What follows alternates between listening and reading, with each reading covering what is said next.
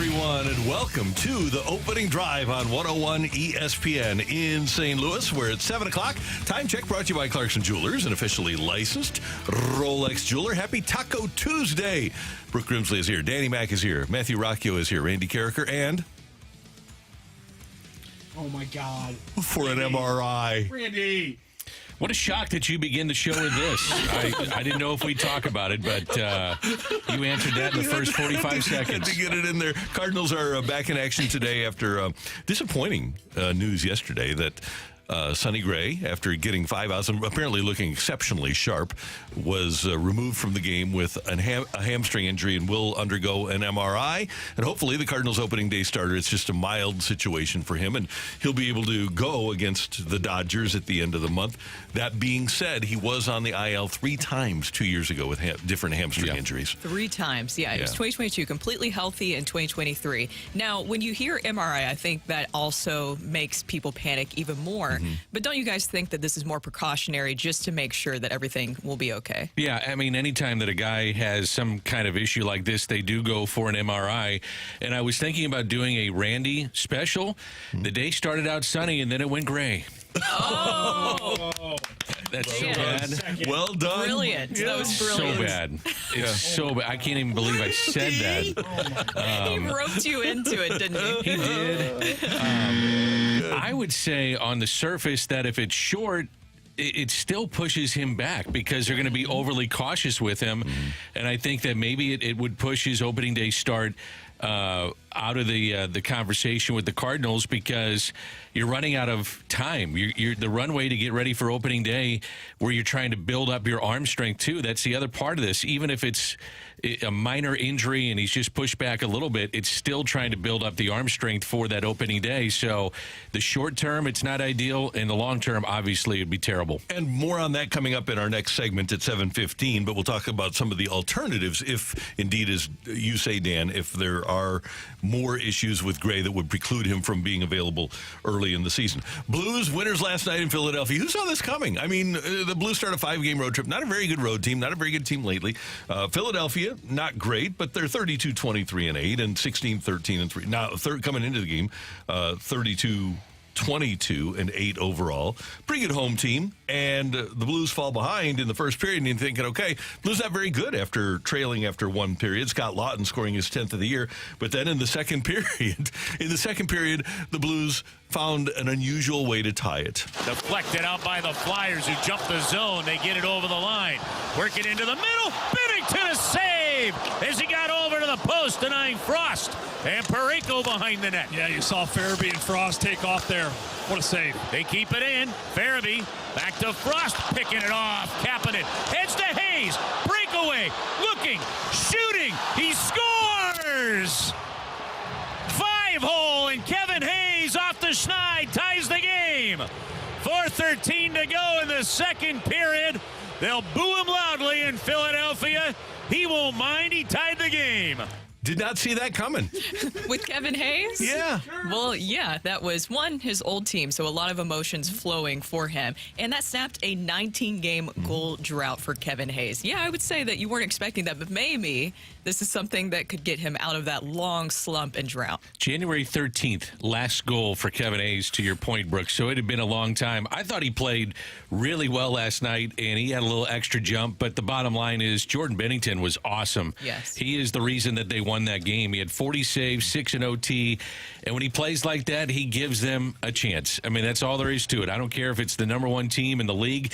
When he plays like that, you got a chance to win. Is it too bold of me to say that, of course, I'm not comparing this team to that 2019 Stanley Cup championship team, but I believe that one constant here, or one thing that is very similar, is Jordan Binnington. He looks red hot right now and very confident, just like he did during that 2019 run. Yeah.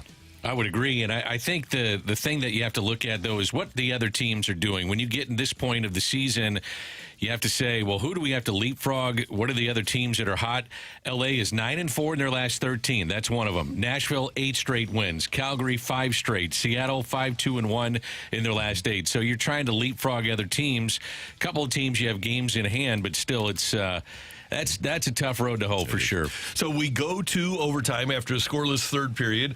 A miss for Philadelphia, a miss for Robert Thomas, a miss for Philadelphia, and Jake Neighbors is the Blues' second shooter. Neighbors amidst a chorus of boos in the second round of the shootout. Carries wide left. Stick handles into the middle. Shoots, score! 5-hole on Ayerson, and Neighbors has given the Blues the lead in the shootout as we go to the third round. And Morgan Frost, whom the Flyers took with a Blues first-round draft pick, scored for Philadelphia, but eventually they got to a point where Pavel Buchnevich could win it for the Blues. Pavel Buchnevich win it for the Blues. We're 1-1 and in the fourth round of the shootout. Buchnevich in, high slot, Deeks shoots, score! Bring out the Zamboni. Buchnevich tucks a backhander in to win the shootout, and the Blues skate to a 2-1 victory tonight in Philadelphia.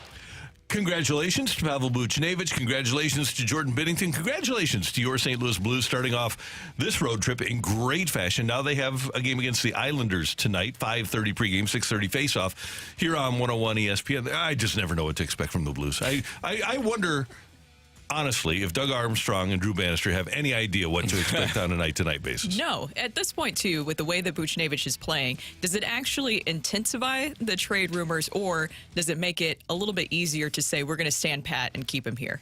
I think you can stand pat and see what you do on this trip. But to Randy's point, they're consistently inconsistent. Can you say that? Consistently Yes, they are. inconsistent. Okay, I wasn't sure if that was like a double negative, but you can say that, I guess. And they don't know what they're going to get every time out. Now, according to Money Puck, prior to last night, they had a 5.7% chance to make the playoffs. And now it's a winnable game against the Islanders. You have a couple winnable games on this road trip.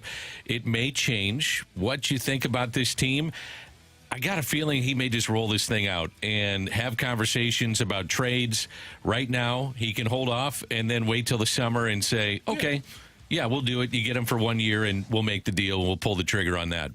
By the way, the team that they're going to be facing after the Islanders, you have the Devils. They just got rid of their head coach. I don't know if you guys saw that last night. Lindy Ruff, it seems like, which it hasn't been a good season for them whatsoever, but there was a lot of things going on. You know how things change, too. When you get rid of a coach, it seems like the players seem to play a little bit better for their interim head coaches. We've seen here this past season.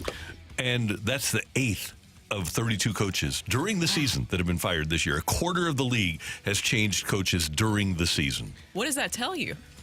You get a bump from interim coaches, like you said, and teams feel like early in the season, if they're not performing well. I mean, look at Edmonton. What, they went 16 in a row, and they just made a coaching change.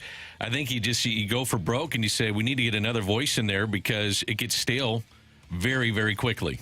It really does. And the Blues are one of those teams, and the Blues are one of the few teams that really hasn't had the consistent success in making the coaching change. So under Drew Bannister, 5-on-5, they're bottom 5 in the NHL. I mean, not a lot has changed since you saw Chief come in here. The one thing that has changed is the power play, and that's been a huge difference maker for the Blues to put themselves in this position. So it makes you think, are they doing this with fool's gold? I think there's some people that are out there that would believe that, but goes back to the trade deadline and what you do. And if you made a trade, I think that would just bury the Blues. You'd say, okay, that's it, and we've got enough. The other thing is, if you trade somebody and you don't make the playoffs, you're going to probably have a pretty high draft pick coming up, which is something to think about too as you rebuild this team. It is a retool, but this is a chance to retool and kind of scrap what you have going on. It doesn't feel like they can ever do a full rebuild, though, does it? No, this team, just fans aren't going to stick with this team like Chicago fans in a bigger market will stick with that franchise. We've seen what happens with a rebuild in St. Louis. You're drawing 5,000 a game and giving away free food.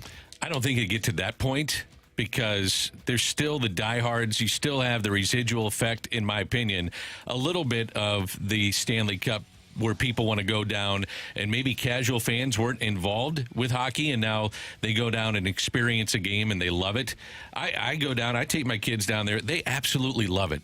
So even if the team is bad, they still like to go watch an NHL game. I don't know. I mean, 5,000, that might be a little rough. Well, the Patrick, and granted, they were coming off the lockout too. The Patrick Lalime years were pretty. Ooh, that was lean. Lean.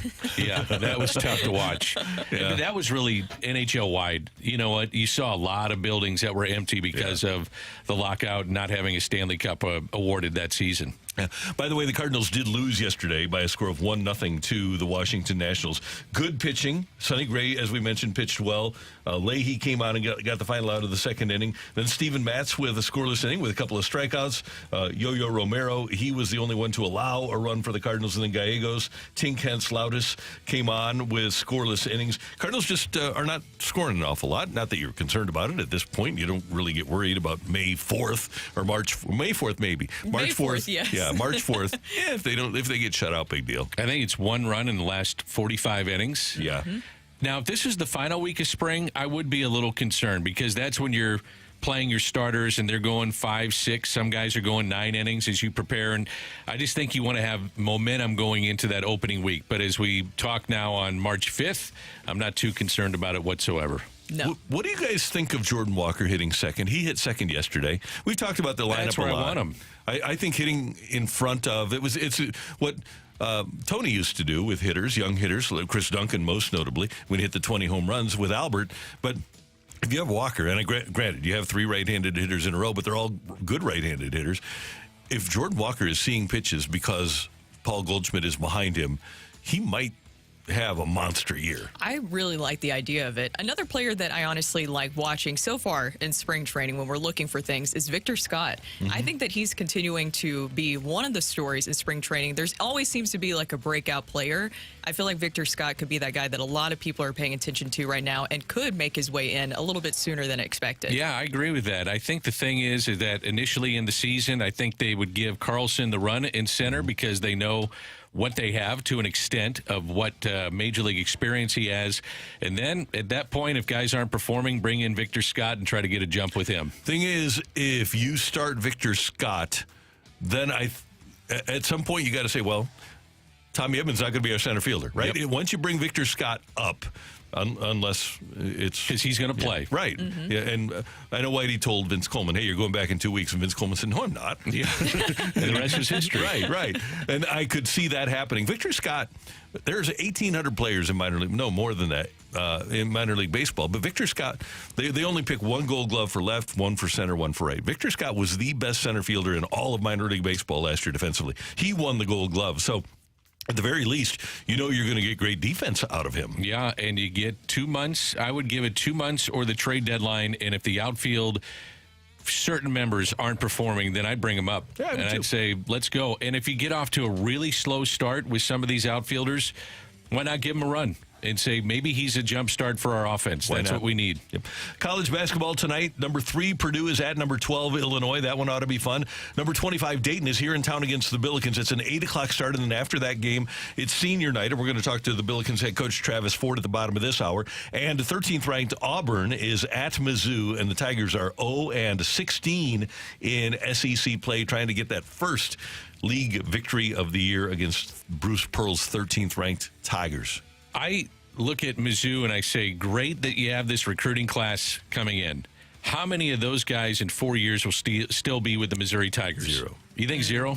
If they're good, they get drafted, and if they're bad, they transfer, or you run them off. So the NIL money better be pretty good for some of these kids coming to Mizzou. And you've got to get in the transfer portal because you cannot have another season like this. If you do, the heat is going to be turned up immensely on Dennis Gates. Yeah, that's the thing is that this season, I feel like we've all agreed that you have to give them a mulligan on this. It's not perfect. It hasn't been great for the transfer portal in general for a lot of teams in college basketball.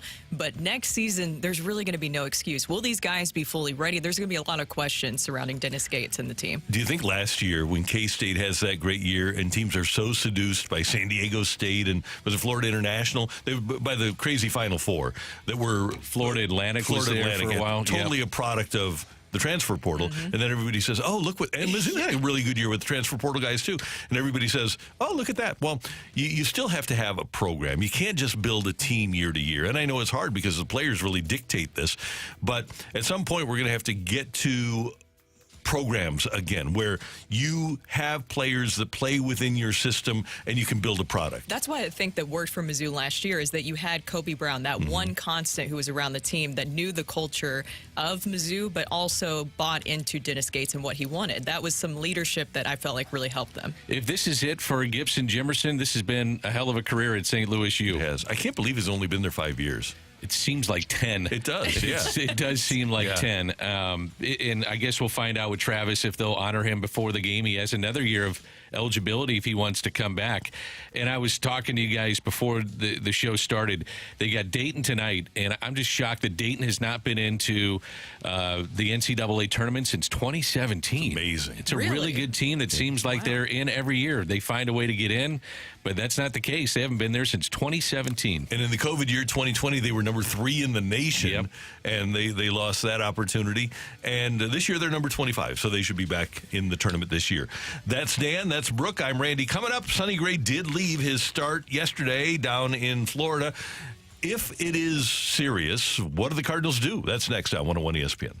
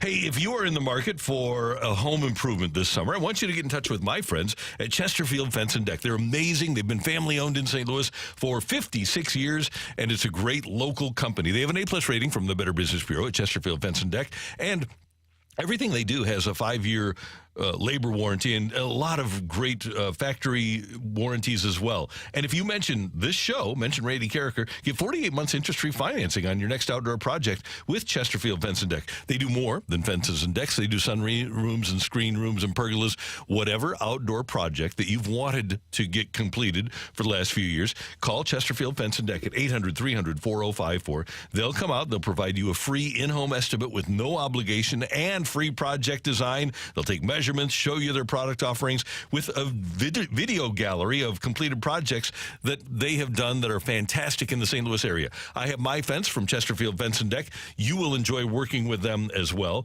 800-300-4054 on the web at chesterfieldfence.com. Chesterfield Fence and Deck, the sign you have the very best.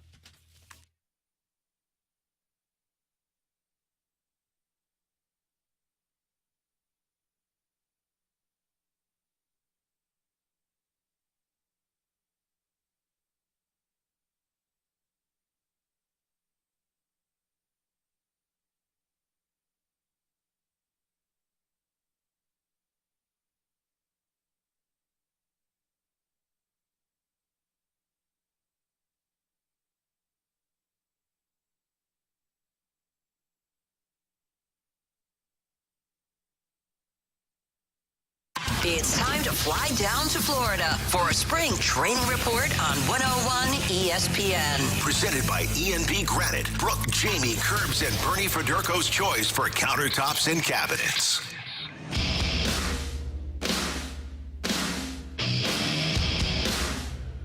Cardinal right-hander Sonny Gray leaving yesterday's start against the Nationals down in Florida with a hamstring injury. And as Katie Wu notes at The Athletic, Gray landed on the injured list 3 times 2 years ago in 2022 with the Twins.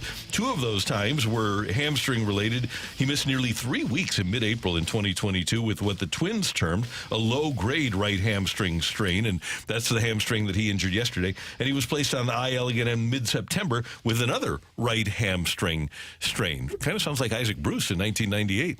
Tyler O'Neill a year ago. Yeah, there you go. Or years after year after year. Yeah, right, exactly. Tyler O'Neill's whole career. Yes. Yeah. It's interesting. This is not ideal if you're the Cardinals. Sonny Gray, 30-plus starts 4 times in 11 years. So he has been injured with these legs. It's concerning to me because it pushes back his timetable to get ready for opening day. If it's not serious, but it still pushes him back. And if it is serious, your rotation is Michaelis, Lynn, Gibson, I would assume Matz, and then Liberatore and Thompson. And remember, they talked about wanting to go to a 6-man rotation early on, so you can include probably Liberatore and Thompson being part of your rotation as you open up on the 28th of the regular season. And that would be my concern against a team like the Dodgers. Let's just presume that Yamamoto is their opening day starter. Okay, so you pitch Steve. You probably pitch Michaelis on opening day, right? That should be my guy, yeah. Mm-hmm. But then when you have to go against Walker Buehler and a Tyler Glasnow and a Clayton Kershaw, and the Dodgers are a different animal altogether, but the depth of the starting rotation sure is not that attractive. Isn't this the risk that the Cardinals took going into the season? One, we've talked about the age a lot, so that we knew that injuries would probably be likely for this team. And Sonny Gray is 34 years old. But they knew the risk of not adding another frontline starter. And we talked about that, Randy, a lot, about how it felt like that was the one other missing piece where you felt a little bit more secure in your starting rotation, considering all the injuries that you've had with Steven Matz and also the age of your starting rotation, that it felt like you just needed one more of those guys coming into your rotation now. So they knew the risk going into it. And it seems like if you're a fan waking up, and I've thought about this too, would you go out and get Blake Snell? Would you go out and get Jordan Montgomery? And according to Bob Nightingale, the start of spring training, 4 other teams have at least ventured into the waters of trying to figure out what it would cost to get him. I think the Cardinals, though, in recent history under Mo, have kind of, the way they hedge their bets is to feel like, okay, we got enough depth to cover, if it indeed is an IL stint for Sonny Gray, that we have enough to cover his run, and it's early in a season, and it's not necessarily going down the stretch after the trade deadline. But here would be my question that I would be asking myself if I were Mo or Gersh or Mr. DeWitt. I would say, okay, who on my team is going to be better next year? Is this my shot? Is Arenado going to get better next year? Is Goldschmidt going to get better next year? Are Lynn, Michaelis, Gibson, are those guys going to get better next year? Now, I don't have much midterm. I don't have guys that are in their prime in 28. I've got old guys and I've got young guys. So do I want to really take a shot to win this year? Because I do have concerns about Sonny Gray because of 2 years ago. So would it be smart for me, because my other 2 starters are on 1-year deals, would it be smart for me to sign one of those guys to tide me over this year? That's so what that I've been thinking. I can take a shot. Yeah, I mean, I've been thinking that too, is what direction do you go in to next year? Now, maybe they're thinking that Tink Hintz will be ready, Graceffo is ready, you've got Liberatore, you've got Thompson, you have Michaelis for 1 more year, and you got Sonny Gray signed up for 2 more, including next year and the year after. But you do think ahead. That is something to think about. And I think there's also I don't know how self-aware they are, but another thing I would ask myself, and this is because I would be self-aware as a Pobo, when's the last time I developed a number 1? Mm-hmm. Okay, I love Tink Hintz, I love Graceffo, I love McGreevy, but realistically speaking, when's the last time I had a guy that turned into a number 1? It wasn't Alex Reyes, it wasn't Jack Flaherty. I mean, it's been a long time, really long. When's the last time the Cardinals developed a number 1? And Matt Morris? Matt Morris was drafted and developed by the Cardinals. I guess it would be, even though he wasn't drafted by the Cardinals, it would be Wainwright. I mean, that's the one that comes to mind. Yep. I mean, you had him in the minor league system, so that would be my guy. And still, we're looking at 06 as a rookie. So we're looking at 18 years ago. Yeah, he actually debuted in 05 and then did he debut? I thought he did. He came up at the end of 05. Yeah, that's right. I think that they also wanted Jack Flaherty to be that guy. I agree with you guys. I think that right now is the time to be proactive, maybe rather than reactive. When I say reactive, where you wait later down the line if this becomes a bigger issue. Because Sonny Gray, if he does have issues like he did in 2022, you pointed out the hamstring injuries that he had, and he was on the injured list 3 times. 2 of those were right hamstring issues. Then you have to be proactive in the way of maybe trying to get one of these guys, sign them to a short-term deal. Would you guys do that with the higher AAV? Sure. I think, though, going into this season, this was the issue. This was, and hopefully it's not, if you're a Cardinal fan, a precursor to what you're going to see this season, where you went with an aging staff and you're kind of rolling it out there and hoping for the best that they don't get hurt. And it seems like Gibson would be that guy. Lynn would be that guy that you're not concerned with. I was concerned with Sonny Gray that, the fact is 30-plus starts only 4 times in his career over a decade. That is concerning when you go into a season and you're really counting on him to be your ace for the Cardinals. And for other teams, he'd probably be 1A, but he is your ace going into this season. And, Brooke, to your point, the Cardinals, the Sonny Gray deal, 75 over 3, is much more appetizing for them than a 6-year deal for $180 million or whatever. That'd be a higher AAV. But the Cardinals, they don't like the back end, especially for pitchers of those long-term deals.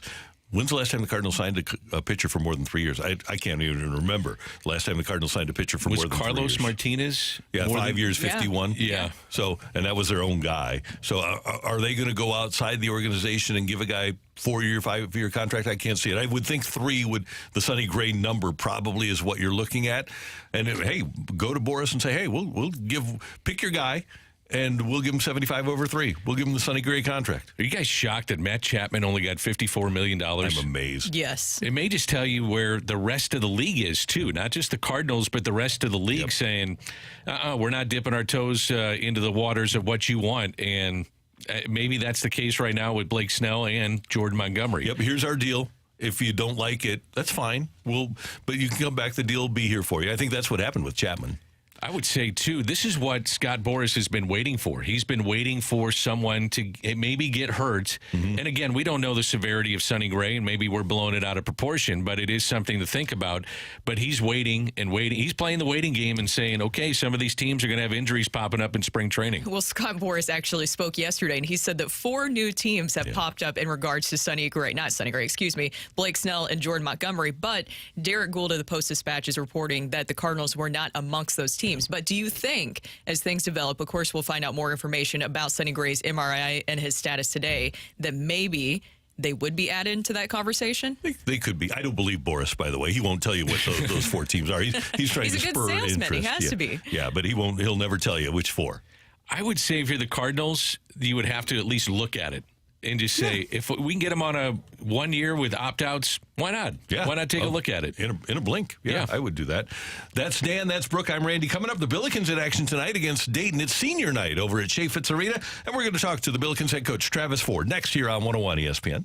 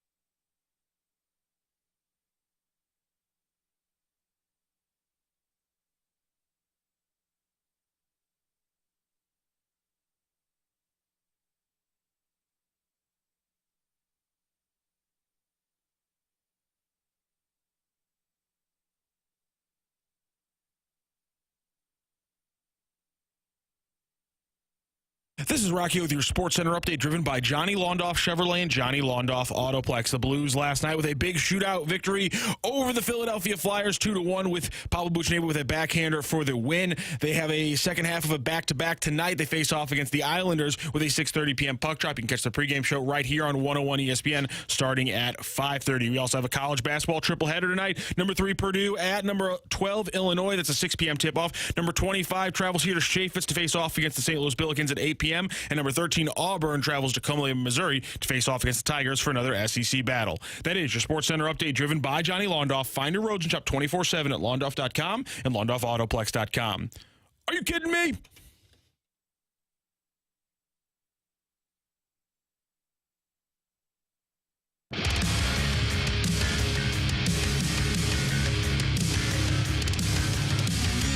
Dan McLaughlin, Ray DeCarricker, the opening drive on 101 ESPN. The Billikens will hold senior night tonight against Dayton. 8 o'clock start over at Chaffetz Arena. And the head coach of the Billikens of St. Louis University, Travis Ford, kind enough to join us this morning here on 101 ESPN. Good morning, Coach. How you doing? Doing good, guys. Good morning. Appreciate you having me on. We are excited to have you, and I wanted to tell you this because I know that you like all your seniors and you love all your players, but I have such admiration for a guy like Terrence Hargrove, who's going to be honored tonight. Here's a guy that didn't get to play a ton of minutes in his first couple of years, but he didn't transfer. He kept grinding, kept working, always, at least in my view, in watching games, seems to have a great attitude. How proud of him are you, of Terrence Hargrove? Very, very proud. TJ's been, through our program 5 years, and boy, does time fly. Mm-hmm. And as you mentioned, he's just gotten better each year. Always has a smile on his face, just a fun, loving, joyful young man, great family, mom, dad, brother, all just great people. TJ's a guy that, he's got he's right on track to graduate here in May, which is going to be incredible, be great. But he is a young man that's just gotten better every year, and he's been a joy to coach and to be around every day. Not just to coach, but somebody who's just fun to be around every day. Now you also have another great leader in Gibson Jimerson, Coach. He became the program's all-time leader in career three-pointers, but also it seems like he's just such a great guy on and off the court. What has it been like coaching him? Yeah, Gibson, along the same line, one thing about Gibson, he's just, he's a 4.0 student, first and foremost. He's just, done his work off the court. He's gotten better every year. He's expanded on his game every year. One thing we talked to TJ and both Gibson about before the year started was obviously this is going to be a different role than they've ever been in as far as the leaders of the team and kind of the main guys on the team playing the most minutes. They'd always kind of been behind Yuri and Perkins and Okoro, Goodwins, different people like that. And now this becomes your team. And they've worked hard for that throughout the years to get to this point, and worked hard every single day, and been great representatives of our program. But Gibson and TJ both have been terrific. Hey, Coach, great to visit with you and hear your voice. Do we know if Gibson is coming back for one more year, or has that been decided yet? It hasn't, and great to hear your voice. Good to visit with you again, and very excited. He hasn't. Something we've talked about. Something he has not. I don't think made a final decision yet. He's weighing a lot of different things right now and looking at several different things. But you're right, Danny. He's got one more year that he could play. But I think that will be made in the next coming weeks. Coach, it's been a tough year. How have you dealt with it on a personal level? And also a tough question here, but your future and how you deal with some of the rumors that are out there. Yeah, no, it's been no question. When things don't go your way and the way you want them, it's never any fun. This is the most challenging year of my 27 years as a college head coach. Without question, probably not even close as far as things on the court. Been very, very challenging. We can make all kinds of excuses from the injuries to NIL, all the kind of different things that kind of, kept us back a little bit. But, I don't worry about the rest of the part. We're trying to figure out how we can be our best today. And we've won 2 of our last 3 games, and Now, we've got a challenge tonight for sure, without question. But I've been proud of how the team has stuck together and great attitudes through all the injuries, through the tough games that we've played, how they've showed up for practice every day, had good practices, whether we've had 8 out there for practice, whether we've had 9 for practice, or whatever we've had. Guys have stuck together, and that's what we concentrate on. The things that you can control. There's been a lot of things that have been out of our control, from our staff's control, from the players' control, injuries, things like that have made it more difficult. But no question, we're not happy with the way the season's gone. I don't expect anybody to be happy, but anybody can have a tough 6 months in their life. That's part of it. That's, as we tell our team every day, we probably learn more now during these times than we do a lot of times when things are going great. When things are going great, a lot of times you're kind of always looking to the next game, when things are tough, you live in the present as much as you probably ever can. And that's kind of how we've approached it, to try to just get better today. And I've been really proud of our guys being able to do that. Coach, I'm just curious. You brought up the transfer portal and NIL, and obviously you've been around a while in college basketball. What has it been like just navigating the waters of how much things have changed in college basketball in recent years? Well, it's like nothing you've ever seen, especially for somebody who's been in as long as I have, as a player and as a coach. It's a totally different day, and it's taken us a little bit of time to wrap our arms around it. And I've been doing a lot of research over the last week, especially, and figuring out where everybody's at NIL with, especially first within your league and things like that. And it's just been astonishing to me. It's just, it's taken us a little while. We've got a great collective, and Troy Robertson and Scott Boras, these guys are working their tail off and everything that they're doing, but obviously they have full-time jobs themselves. They've done a great job with the Billiken Victory Fund. But I think, we've been a little bit behind in it, to say the least, but those guys worked their tail off. And I think we have a better understanding moving forward, at least I do, where we need to be and what we need to do to be competitive. Hey, Travis, we hear other coaches, and I'm sure you've read Rick Pitino's quotes, and you've probably talked to Rick Pitino. You're a guy, Tom Izzo's a guy, Rick Pitino's a guy, that like to build a program and have players around, and you like to coach them up. And it seems like in this environment, unless something changes, that you aren't going to be able to have a program. You're going to have a team year to year to year. Is that the way you look at the environment? Because that's the way I see it.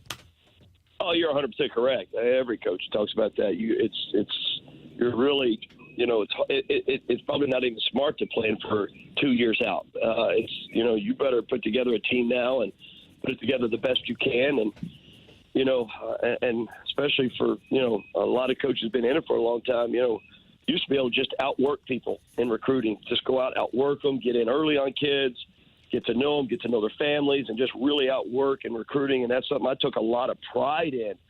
That doesn't change. We're still going to work as hard as we possibly can and put everything you have into it, and live and die with it and everything with it. But with the NIL, it becomes much more than just hard work, and it becomes much more than just about facilities and about things.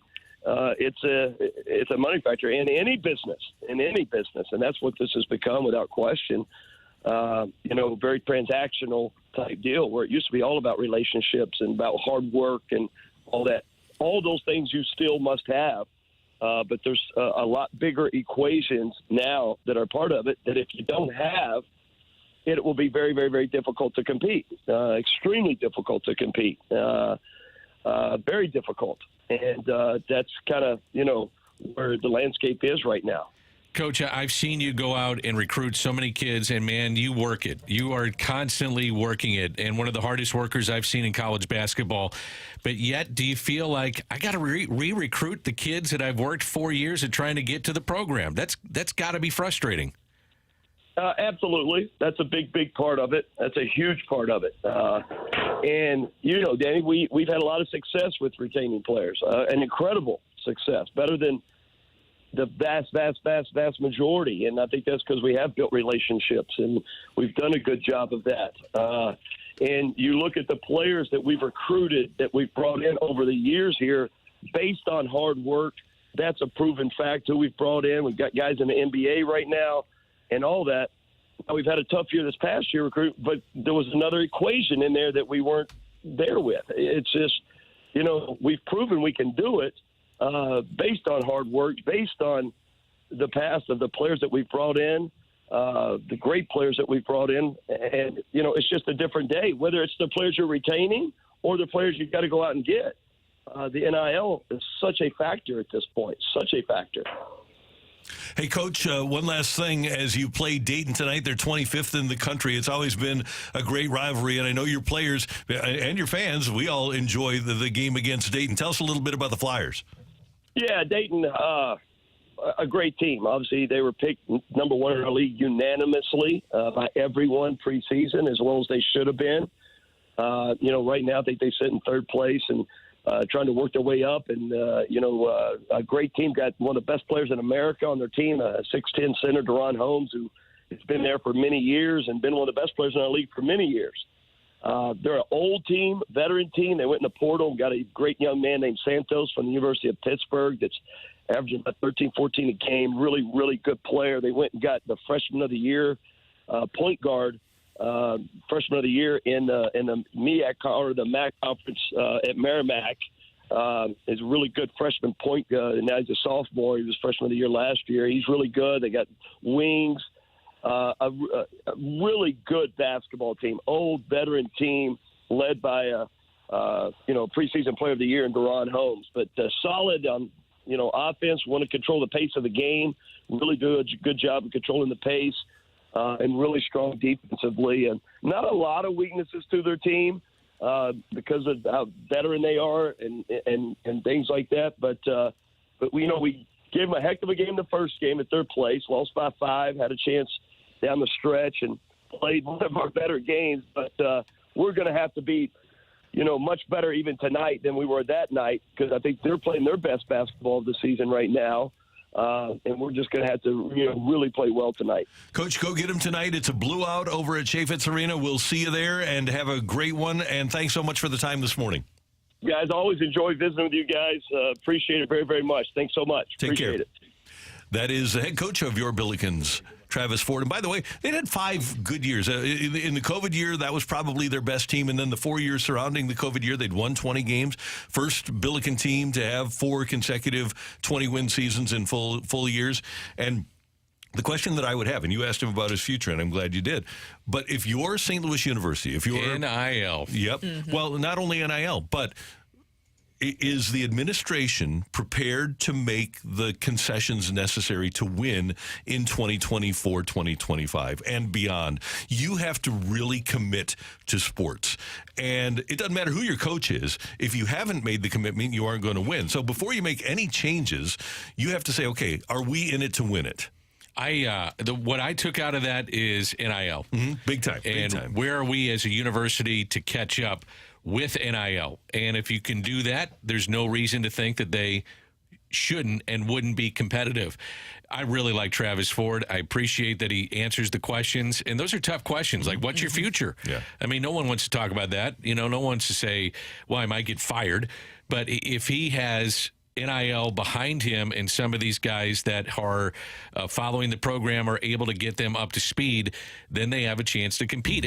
That's with any university. You have to be compliant with what's going on around the country, around yourself, around basketball programs with name, image, and likeness. And if you're not, you're trailing, and you just won't get the kids. And it's not about trying to get sympathy for this, because it's tough on all sides, right? Because we're talking about the transfer portal. There's a lot of benefits for the players, but then we also have to talk about the other side about how difficult this is for the coaches, because that is another big part of this. NIL, that has changed things, and we knew that it was going to be something that would be a lot harder for mid-majors.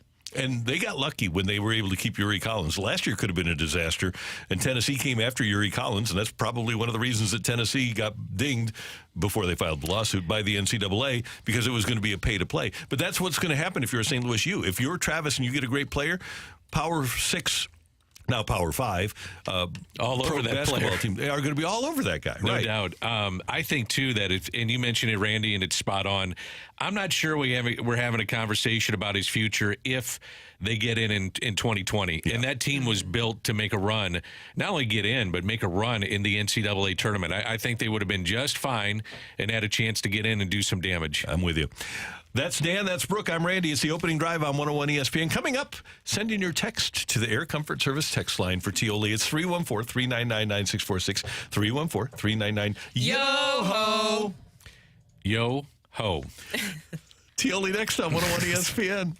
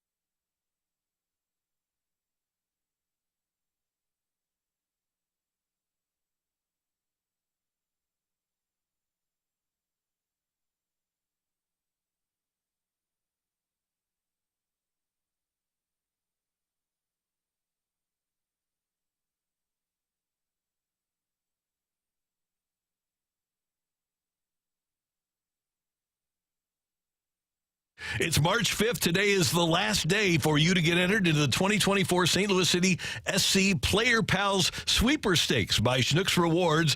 The St. Louis City Player Pals Sweeper Stakes is back, and it was such a hit last season. They've brought it back this year. Player Pals are the kids who walk out onto the pitch with the starting lineups before the game, and your kid has the chance to be one. All you have to do is be a Schnucks Rewards member. Download the app, and if you haven't yet, you'll see the sweepstakes right there on the homepage. Then just click to enter. Now, it's open through today. There's going to be 30 winners for 3 possible matches, and the winners will win a Player Pal spot for a 7 to 11-year-old child and a Player Pal spot for a friend or a sibling who's also 7 to 11 years old. With Schnucks Rewards, you'll never walk alone, and neither will St. Louis City SC with its Schnucks Rewards Player Pals Sweeper Stakes. Get entered today. You need to have the Schnucks Rewards app. Download it and enter at the Schnucks Rewards app, and it will be awesome for your 7 to 11-year-old kids. Come on, City.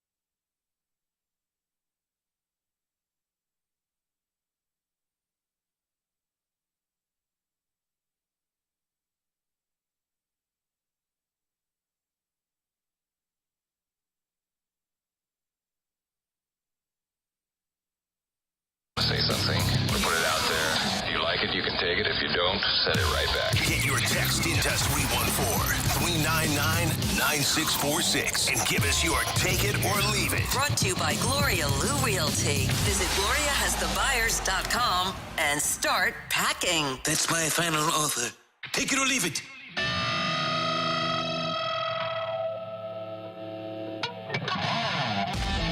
All right, get your text in now, 314-399-9646, 314-399-YO-HO. All right, kids, we saw it last year.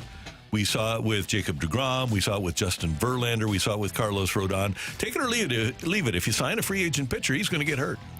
Oh, no, I don't want to take that.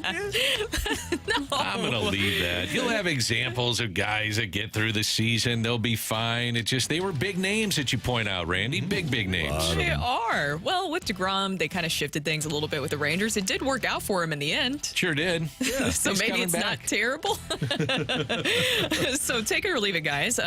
Russell Wilson, obviously, is gone from the Broncos. The Broncos traded 2 firsts, 2 seconds, along with other players and picks for Wilson, then gave him a $255 million deal that he never got to. That would have started this year. Under Wilson, the Broncos were 13-21. Wilson's $85 million in dead cap space is an NFL record. Take it or leave it. That will be one of the worst trades in NFL history. Oh, I'm going to take that for sure. I'm going to say it's the worst. That's what I said yesterday on the Fast Lane. I'm not going to go hyperbole. That dead money is more than twice as much as any other dead money for any player in NFL history. $85 million. Yeah, the old record was $40 million, I think, for Aaron Rodgers. And, yeah, the performance, what you had to give up, and the money that's sitting there, yeah, that's the worst. And they've got to take an $85 million cap hit this year. And they should just take it this year and get it over with. To rip the Band-Aid off and be terrible. They went from Broncos country, let's ride, to how do we survive? And I don't think this thing is kicked in yet. So this next year will officially kick in. The Broncos paid Russell Wilson over $120 million in cash for 30 regular season starts in 2 years.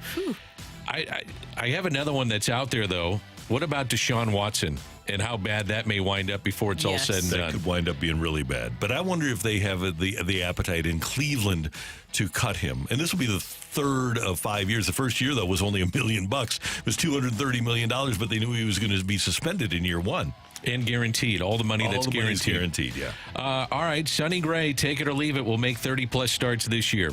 Leave it. I might have to leave it now just because of this. This is really concerning considering that this is something, even though he was healthy in 2023, he had hamstring issues in 2022. It's only happened 4 times in 11 years in his career, 30-plus starts. I think with you, Brooke, I'm with you. It's a little bit dependent on if he can start the season and make his starts that he's supposed to make, like on opening day and then every 5th day. It's going to be tough. Yeah. It's going to be tough. It is. By the way, I was Matt Ryan was the second biggest dead cap hit, and then Rodgers was 3. Matt Ryan was $40.5 million. Rodgers was $40.3 million. It's still a big difference for Russell Wilson is with that dead cap. $85 million. Just a quick one. Yeah. Now, take it or leave it. He will still be a Hall of Famer.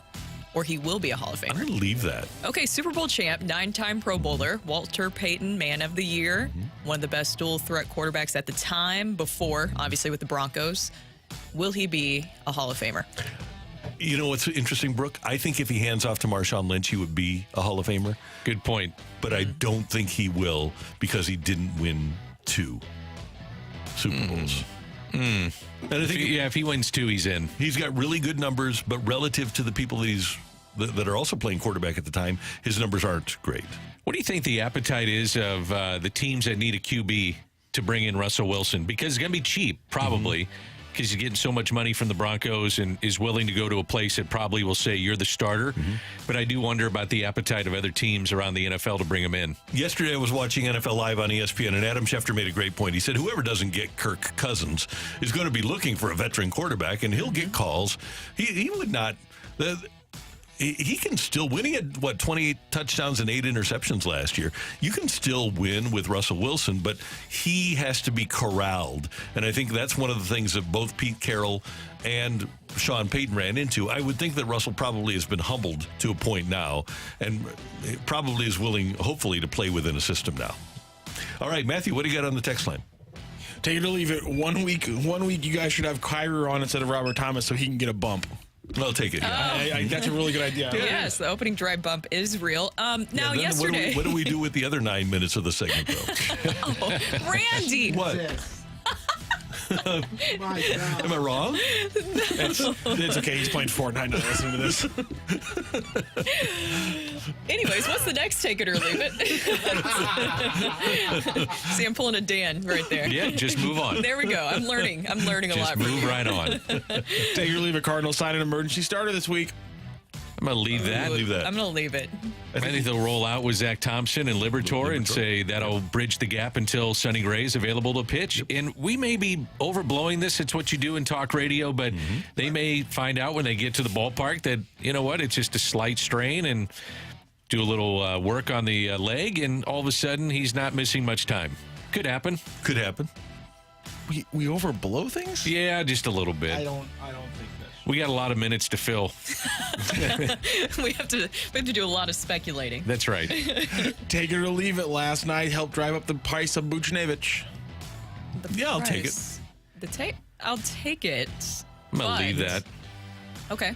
I mean, I think teams know who he is. One game isn't going to change that. I think so.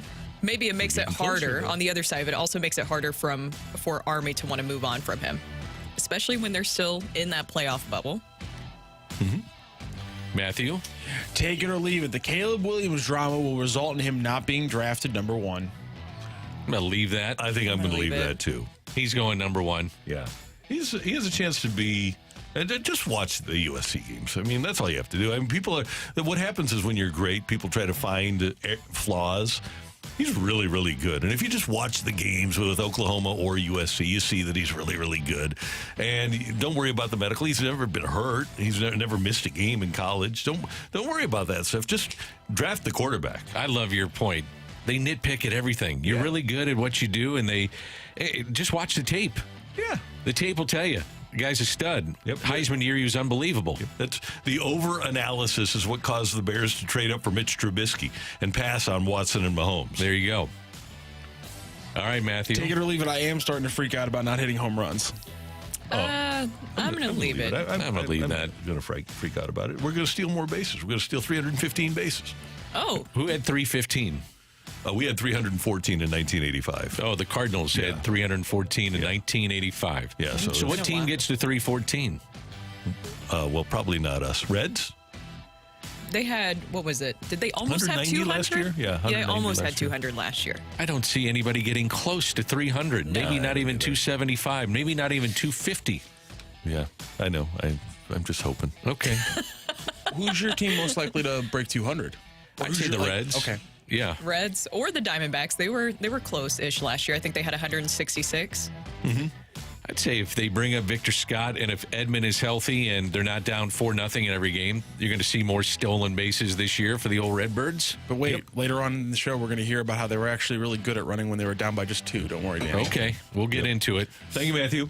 You're welcome, Randy. Coming up here on 101 ESPN, even though Blake Snell and Jordan Montgomery haven't signed, is this offseason kind of a bust for Scott Boras? That's next on 101 ESPN.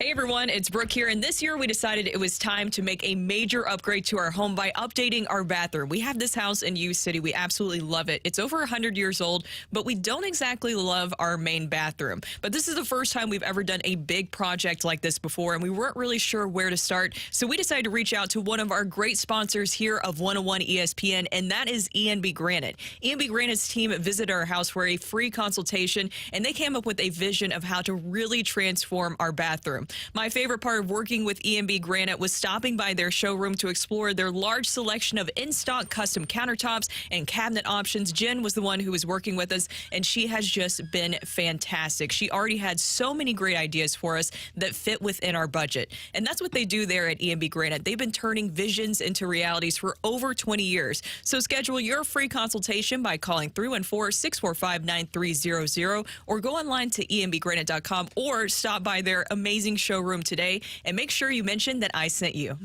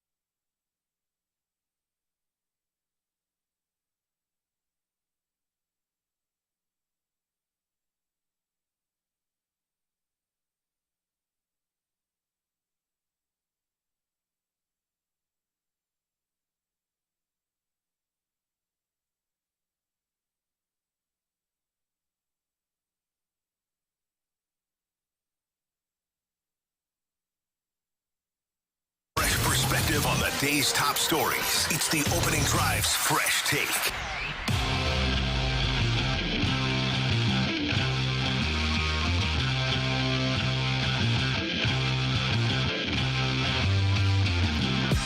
In St. Louis, time check brought to you by Clarkson Jewelers, an officially licensed Rolex jeweler. Brooke Grimsley, Dan McLaughlin, Randy Carricker. And this is a piece that Ken Rosenthal wrote on the heels of Cody Bellinger re-signing with the Cubs. Rosenthal wrote, rival agents and some club officials will question whether Scott Boras overplayed his hand, not just with Bellinger, but also with other members of the Boras Four, left-handers Blake Snell and Jordan Montgomery, and third baseman Matt Chapman, who, by the way, since signed a 3-year, $54 million contract with the Giants. Boras' initial expectations for Bellinger are not known, but it's reasonable to ask, what if he had aimed lower? Could he have secured 4 years and $120 million, 5 years, $145 million, an even longer deal with a lower AAV?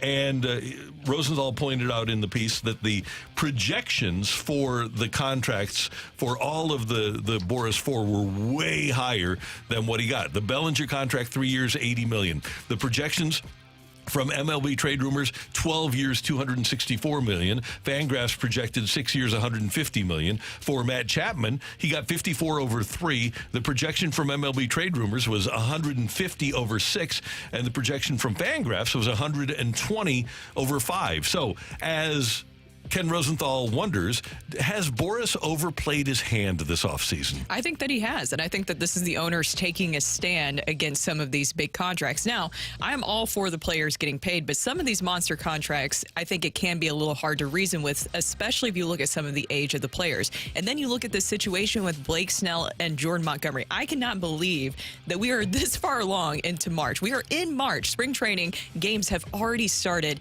and neither one of them has signed with the team. We know that especially with pitchers, how important it is that they get into a schedule and a routine and get around their team. This tells me analytics is playing a huge part in this with their age. And I think that, you know what, we always talk about you're going to get paid for what you do, not for what you've done.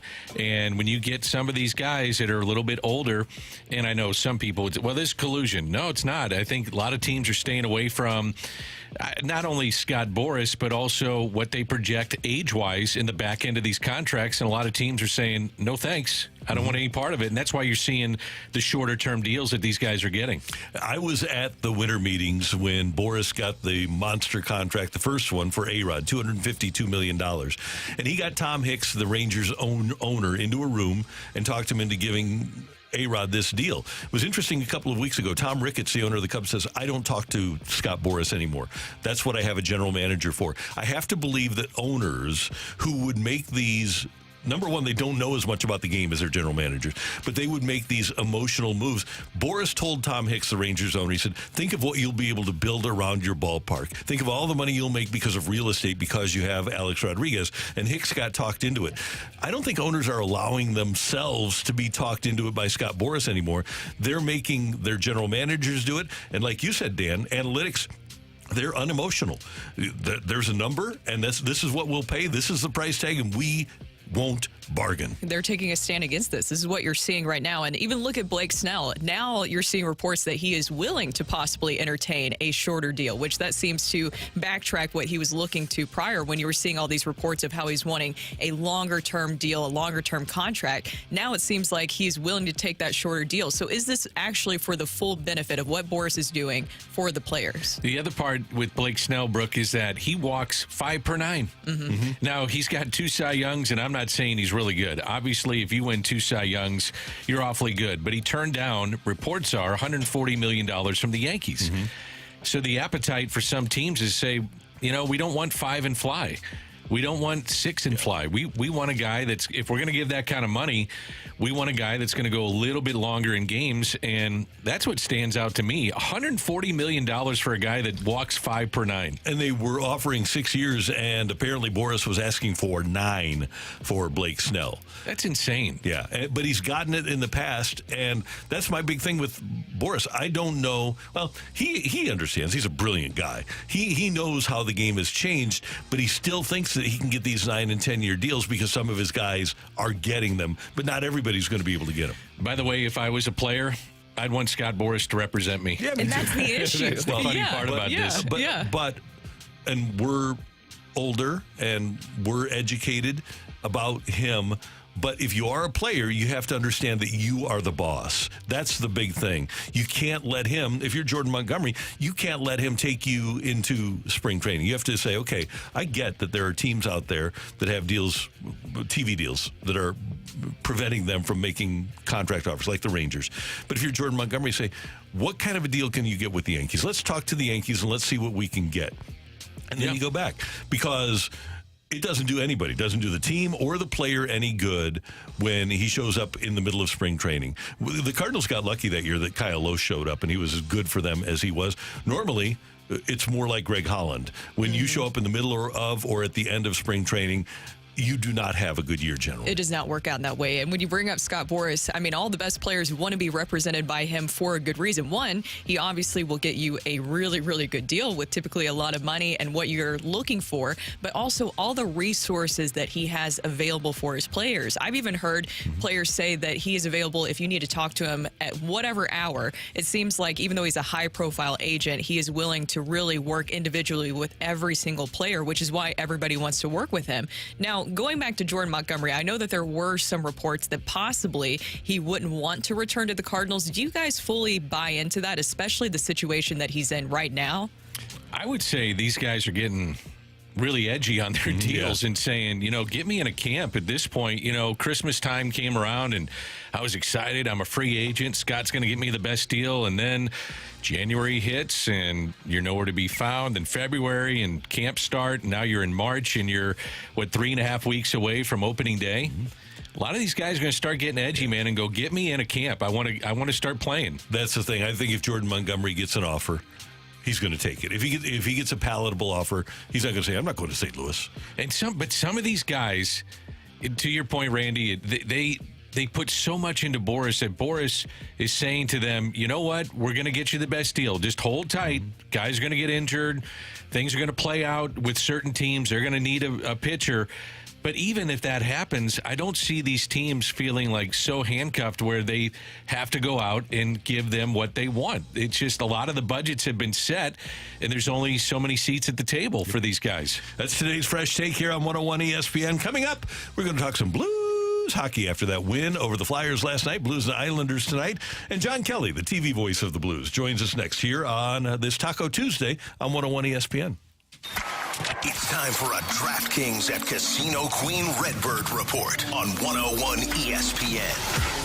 Brooke Grimsley here for your Redbird report. Concerns over Cardinals top pitcher Sonny Gray. Yesterday in his second start of the spring against the Mets, Sonny Gray had to leave the game early in the second inning due to right hamstring tightness. Gray underwent an MRI later on that day. It's expected that we will find out more information about his status today.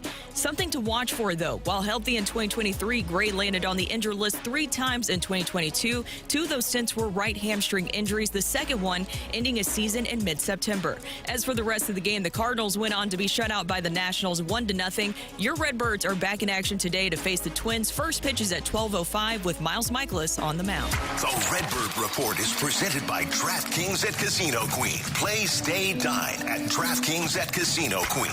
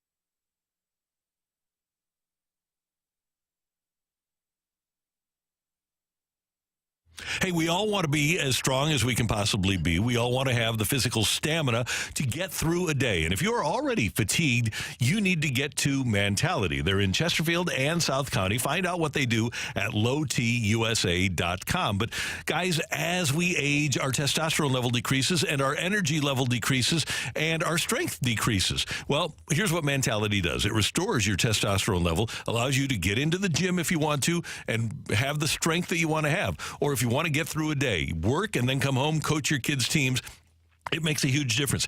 If you use your body for your job, if you're out and about, if you're swinging a hammer, Mentality can make a huge difference in your ability to stay strong throughout the course of the day. All you need to do is go to lowtusa.com. They've got an FDA-approved testosterone supplemental treatment that will bring your testosterone level back. It makes all the difference in the world. They'll come in, check your testosterone level, and then get it back to that normal level that you enjoyed in your 20s. And they're going to keep your level of out-of-pocket payments as low as possible because they're going to work with your insurance company at Mentality. Get started today and do what I do. Go to Mentality to be the guy that you want to be.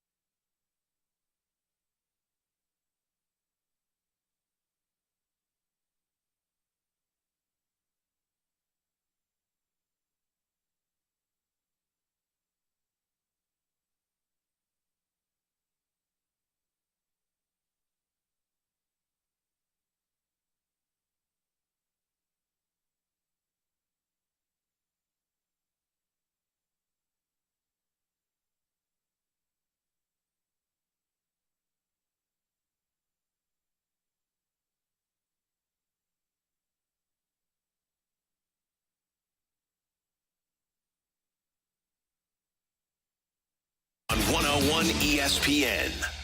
We are talking everything St. Louis Blues as we head into the Blues booth. Presented by Boardwalk Hardwood Floors, a proud partner of your St. Louis Blues. Find your perfect new floor at our 4 convenient locations and online at boardwalkhardwood.com.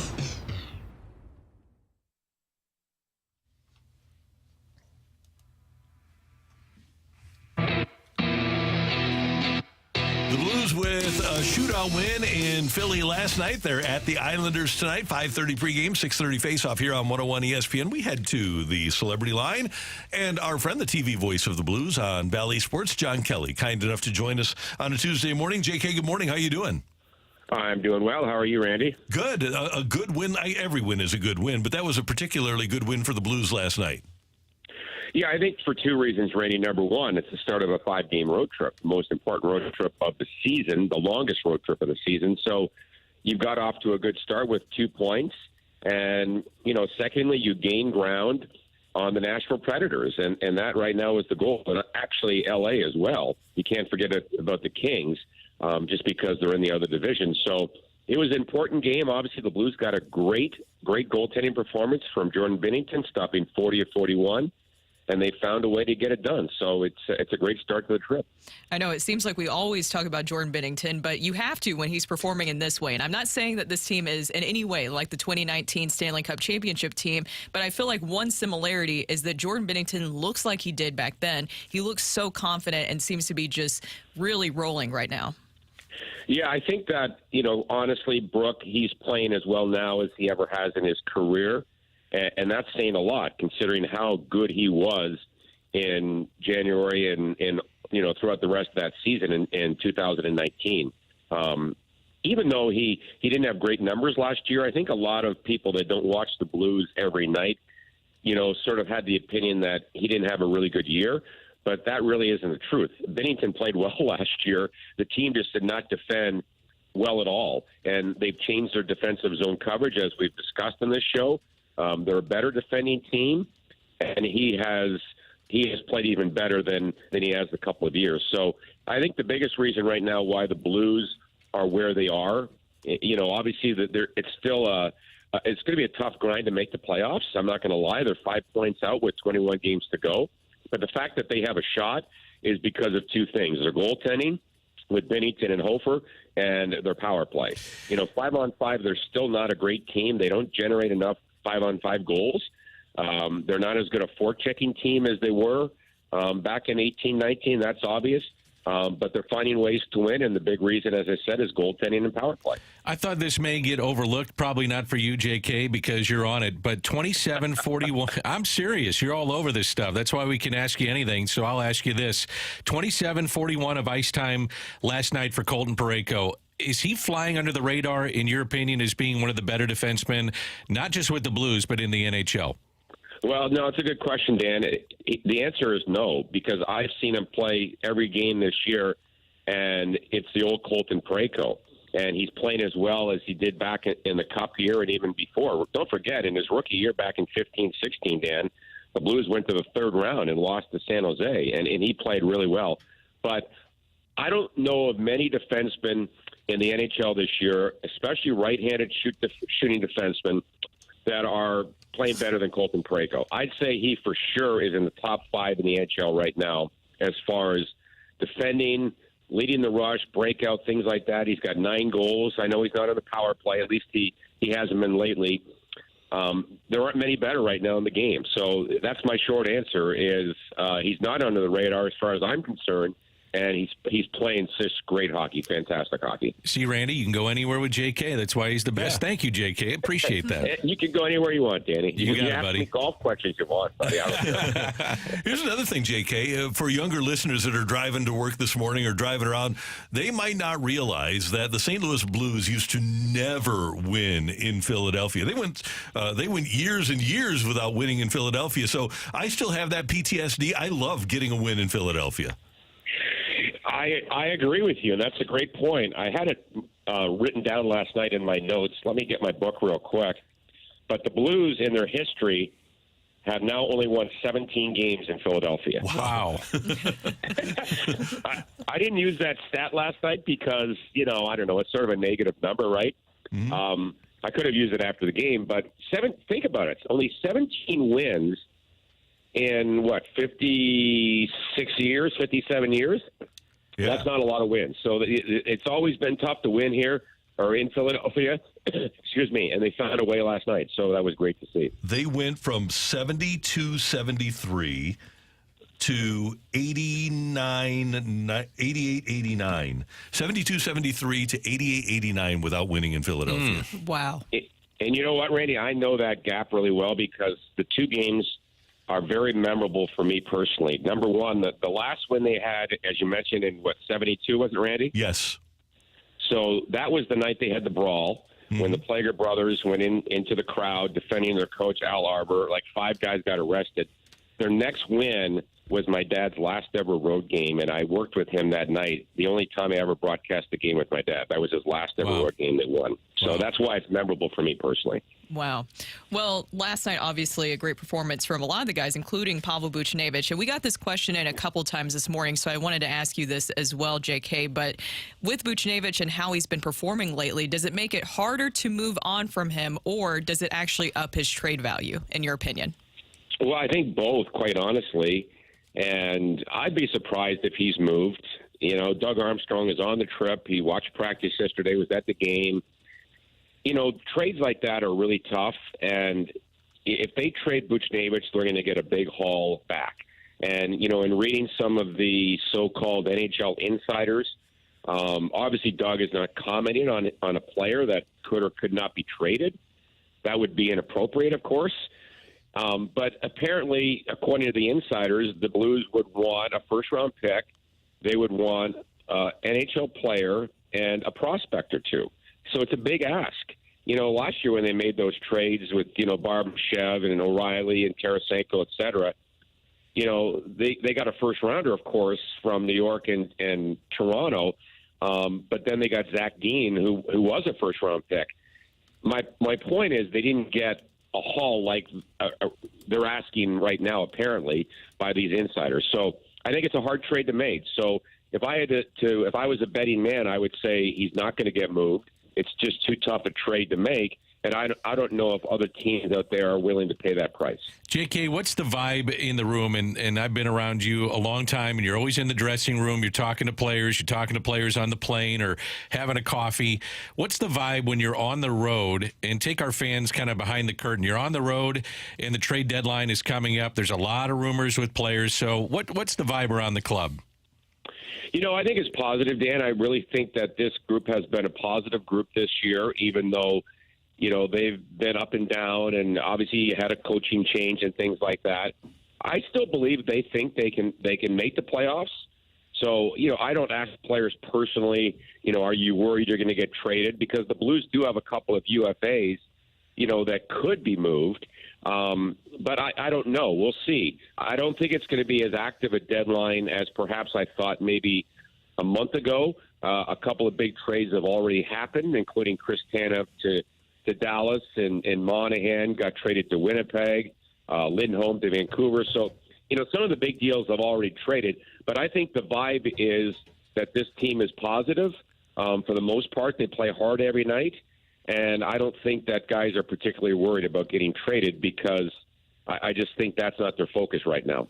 JK, one more thing. The Blues play the Islanders tonight, two teams that have made coaching changes this season, during the season. They're at New Jersey on Thursday. They've made a coaching change. Yesterday, Lindy Ruff getting fired. 7 of the 32 coaches in the NHL have been fired this season. And I know it happens every year, but this seems kind of strange that almost a quarter of the league has changed coaches during the season. Yeah, I don't think that includes Mike Babcock, who didn't start the season with Columbus. So since September, 8 of the 32 coaches have been fired. And we mentioned this on the broadcast last night. I'm not really great at math, guys, but that's 25% of the coaches. That's a high number. And obviously Patrick Waugh has taken over with the Islanders. They've had some success, but not probably the boost that they had hoped for. He obviously is a fiery guy, had pretty good success as a coach with Colorado about 10 years ago, and then obviously had great success in junior hockey, winning the Memorial Cup last year. But I don't know. It's a tough business. But 8 of 32 is a big number for one season, and the season obviously isn't over. Who knows? It could happen down the stretch. I mean, I was announcing part-time for the Rangers back in 88, 89, and Phil Esposito fired Michel Bergeron with 4 games to go. 4 games left in the regular season. He fired the coach. I'm not saying it's going to happen again, but in this business, you just never know. Well, JK, you said I could ask a golf question. So what's your handicap going into this summer? It's a very important question. It's really high, Dan. If we have a match, I'm going to have to get at least 4 shots aside. Not a chance. I'm about a 14 handicap. I used to be a lot better, but I just don't spend as much time at the game. So there's your answer. Hey, I remember when we played and you absolutely destroyed me. So I'm not giving you 4 aside. Not a chance. We're going straight up, my man. We'll negotiate later, Dan. How's that? That sounds good to me. Thank you, JK. Appreciate it. Have a great day, and we'll be tuned in tonight. Okay, thanks, guys. Have a good day. You too. John Kelly, TV voice of the Blues, here on the opening drive. Next up, we've got the fight. Do you need a fighter, Matthew? Yeah. Okay. You won yesterday. We need a fighter. Okay. No grapes today, kids. During the fight. You can have an edge. The whoever is fighting, 314-399-9646, 314-399. Yo-ho! So I got to get blood work for a upcoming doctor's appointment. So I'm fasting. So I'm not as energetic today. So if ever there was a day to beat Randy in the fight, today is the day. No snacks. You always have so many snacks with you. No snacks, no Reese's. Got water. But now's your chance. The fight is next on 101 ESPN.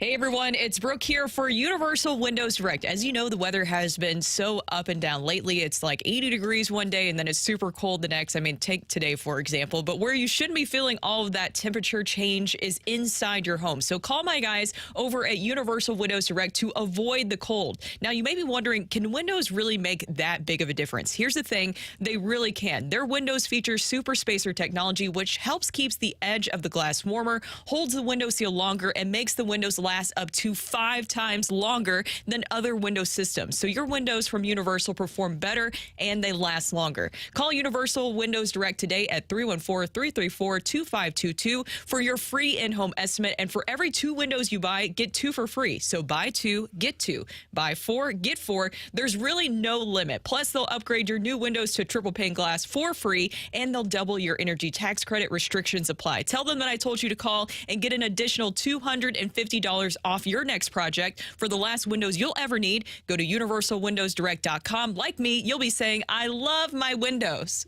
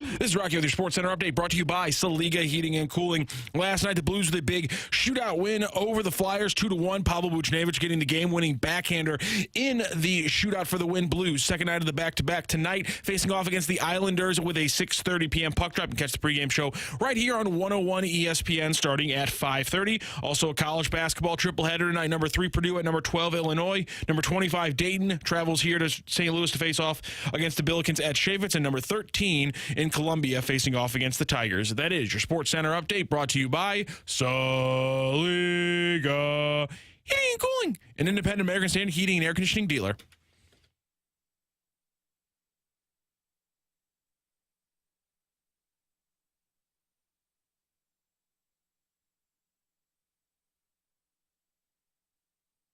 Joe Listener, and in the blue corner, the undisputed king of morning drive. Please welcome Randy Carricker.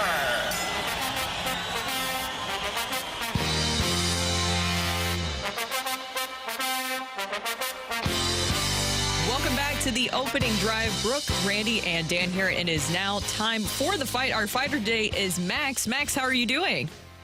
I'm doing great. How about yourself? Oh, we're doing great. Is this your first time facing Randy in the fight? It is, yes.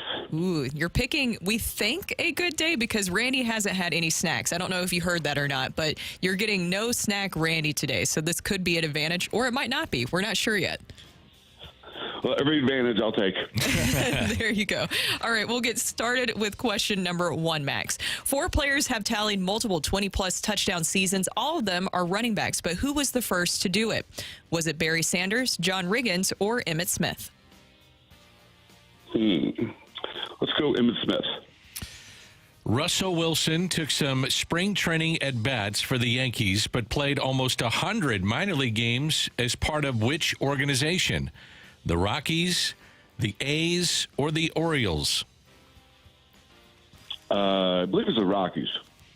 Final answer, Max? It is, yes. Okay, yes. Thank you. Mizzou has played in 5 Elite Eights, but the official record stands at only 4. Which head coach had an Elite Eight berth vacated by the NCAA? Was it Mike Anderson, Quinn Snyder, or Norm Stewart? Let's go, Mike Anderson. In question 4, the NFL began tracking wide receiver targets in 1992. Since that season, who is the only wide receiver to tally over 2,000 targets in their career? Steve Smith, Marvin Harrison, or Larry Fitzgerald?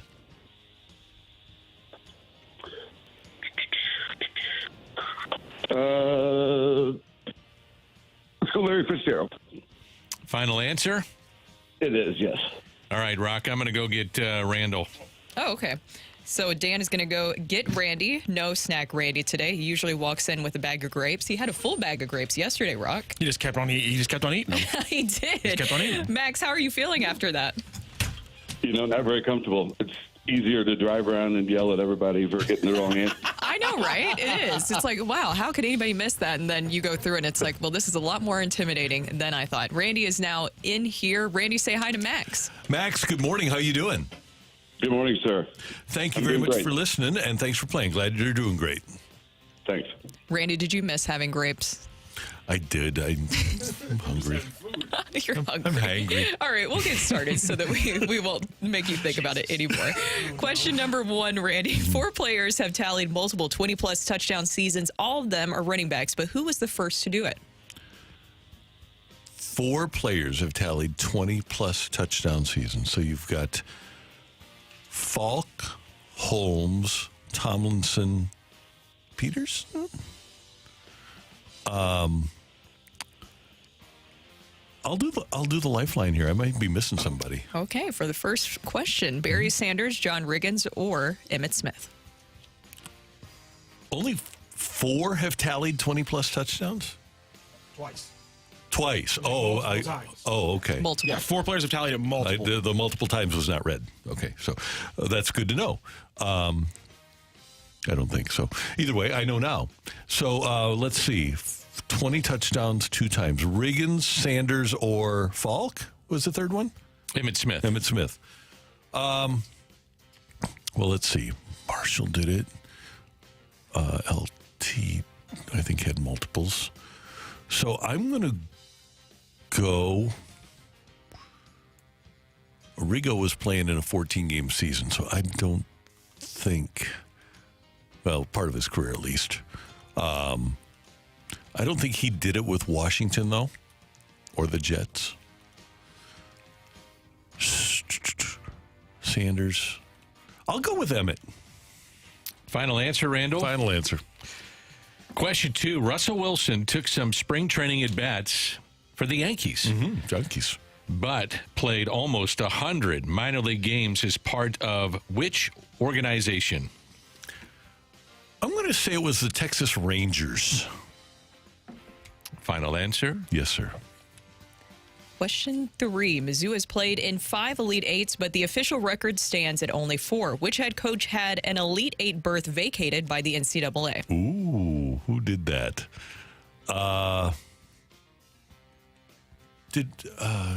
Did Faith and Haith? Oh, well, it would have had to have been Ricky Clemens, right? It would have been Quinn Snyder. Smoking Ricky Clemens. I'm going to go with Quinn Snyder. The NFL began tracking wide receiver targets back in 1992. Since that season, who is the only wide receiver to tally over 2,000 targets in their career? First name that comes to mind, and I'm going to go with it because I don't have a lifeline anyway, is Larry Fitzgerald. I'm going to go with Larry Fitzgerald. All right, an extremely close fight today. Randy Carricker is playing hurt. Let's just be honest. Randy Carricker's playing a little hurt. He's playing a little injured today in the fight. But was he able to overcome it for another win to start off the week? Or is Max in his first opportunity getting a win here in the fight? Ring that bell. The winner and new champion of the fight, Average Joe Listener. Congratulations, Max. You took down Randy Carricker today 3-2 in the fight. Congratulations. Thank you. Good job. Well done, Max. Let's go through those questions and answers, find out where it went. 4 players have tallied multiple 20-plus touchdown seasons. All of them are running backs. The first to do it was, in fact, Emmitt Smith, back-to-back seasons, 94 and 95. Sean Alexander, Priest Holmes, and LaDainian Tomlinson are the players to all do the multiple 20-touchdown seasons after him. Russell Wilson took some spring training at-bats for the Yankees. It's part of his dad's longtime wish, but he played almost 100 minor league games as part of the Rockies before he was eventually traded to the Rangers organization.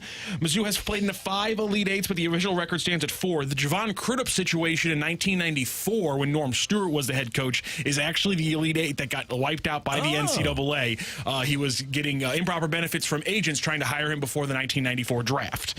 And then the NFL began tracking wide receiver targets in 1992. Since that season, it is, of course, Larry Fitzgerald, the only player over 2,000 targets. Just for just stats fact, Jerry Rice finished his career, despite his first 7 years not being in that stat, he finished with 1,700 targets. So I'm guessing he's probably also over 2,000. So. But there's no way for us to know, except for I think his catches takes him above that mark. Right, so he's over 2,000. But Larry Fitzgerald and Jerry Rice would be the only ones. But a 3-2 win for Max today in the fight. So Max, we will talk to you tomorrow. Congratulations, and we'll talk to you tomorrow. Sounds great. Somebody do me a favor and hide his snacks tomorrow. Thank you very much. That's Max on 101 ESPN. Coming up, Oli Marmol says the Cardinals were a good base running team when they were in close games last year. So how does that work? That's next on 101 ESPN.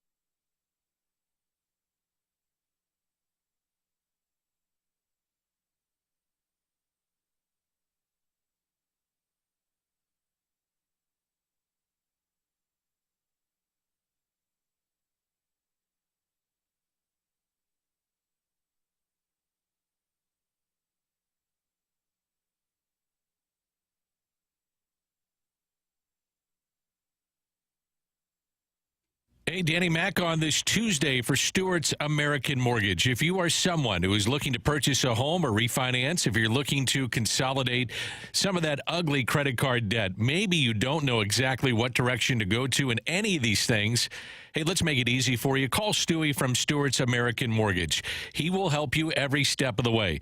If it's a new home you're looking to purchase, he'll get you to the closing table fast.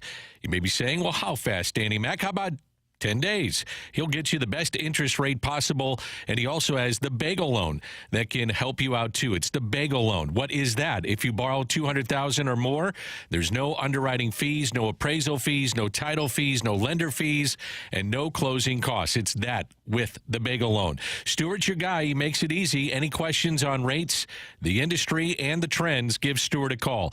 He will pick up his personal cell phone right now if you call him. 314-324-4440. 314-324-4440 or Google the bagel loan. NMLS number 226715.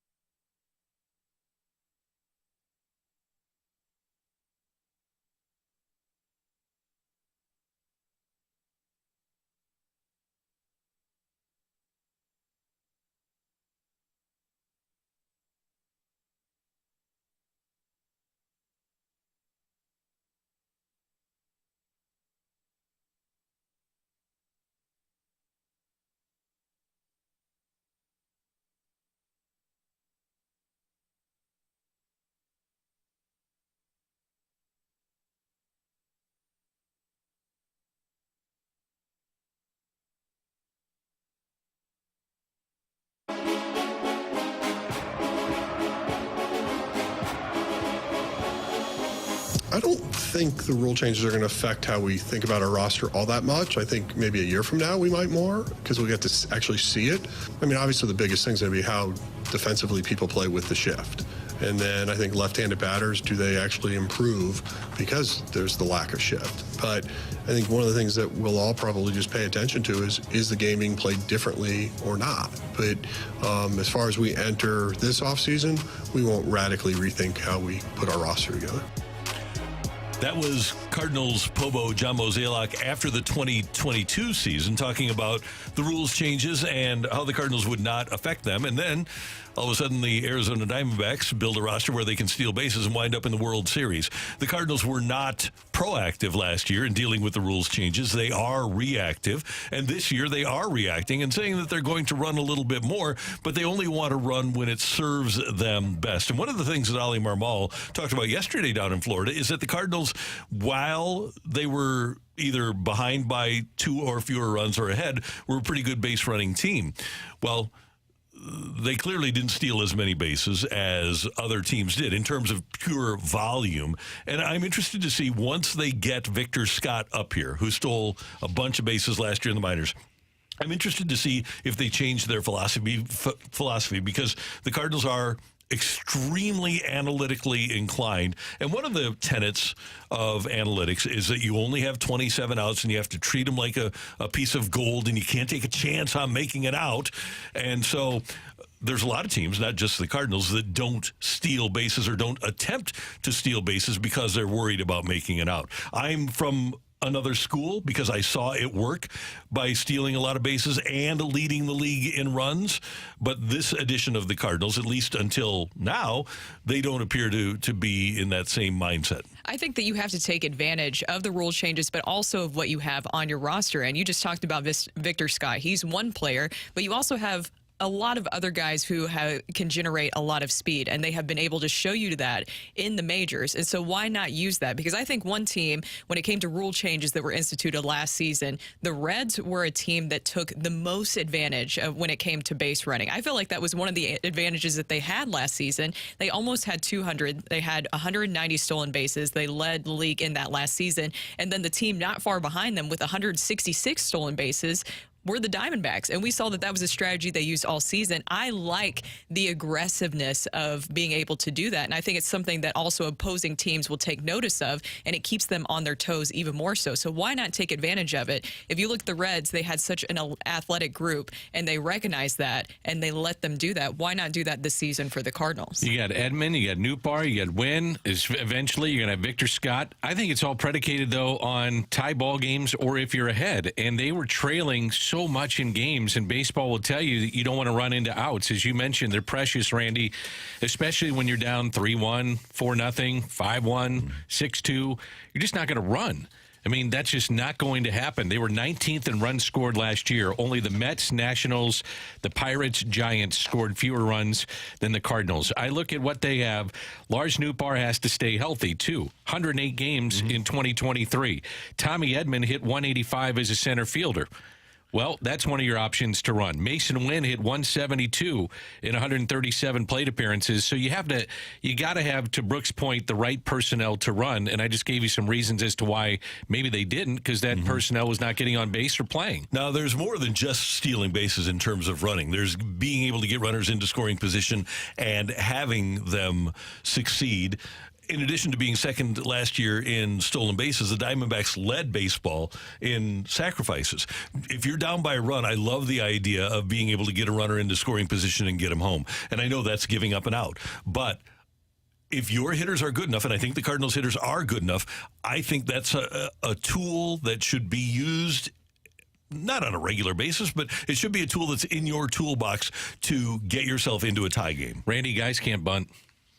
I know. This is today's game. They just cannot bunt. And I don't know if they're not taught at a young age, and the skills competitions that they get seen at, you're not asked to bunt. You're asked to hit for power. You're asked to hit for OPS. You're asked to hit for a lot of home runs and doubles. The pitching has changed, by the way. Your belly just did go, so you were hungry. I didn't know Did you notice that? I did, but You're all the way over there, and I heard it. I told you.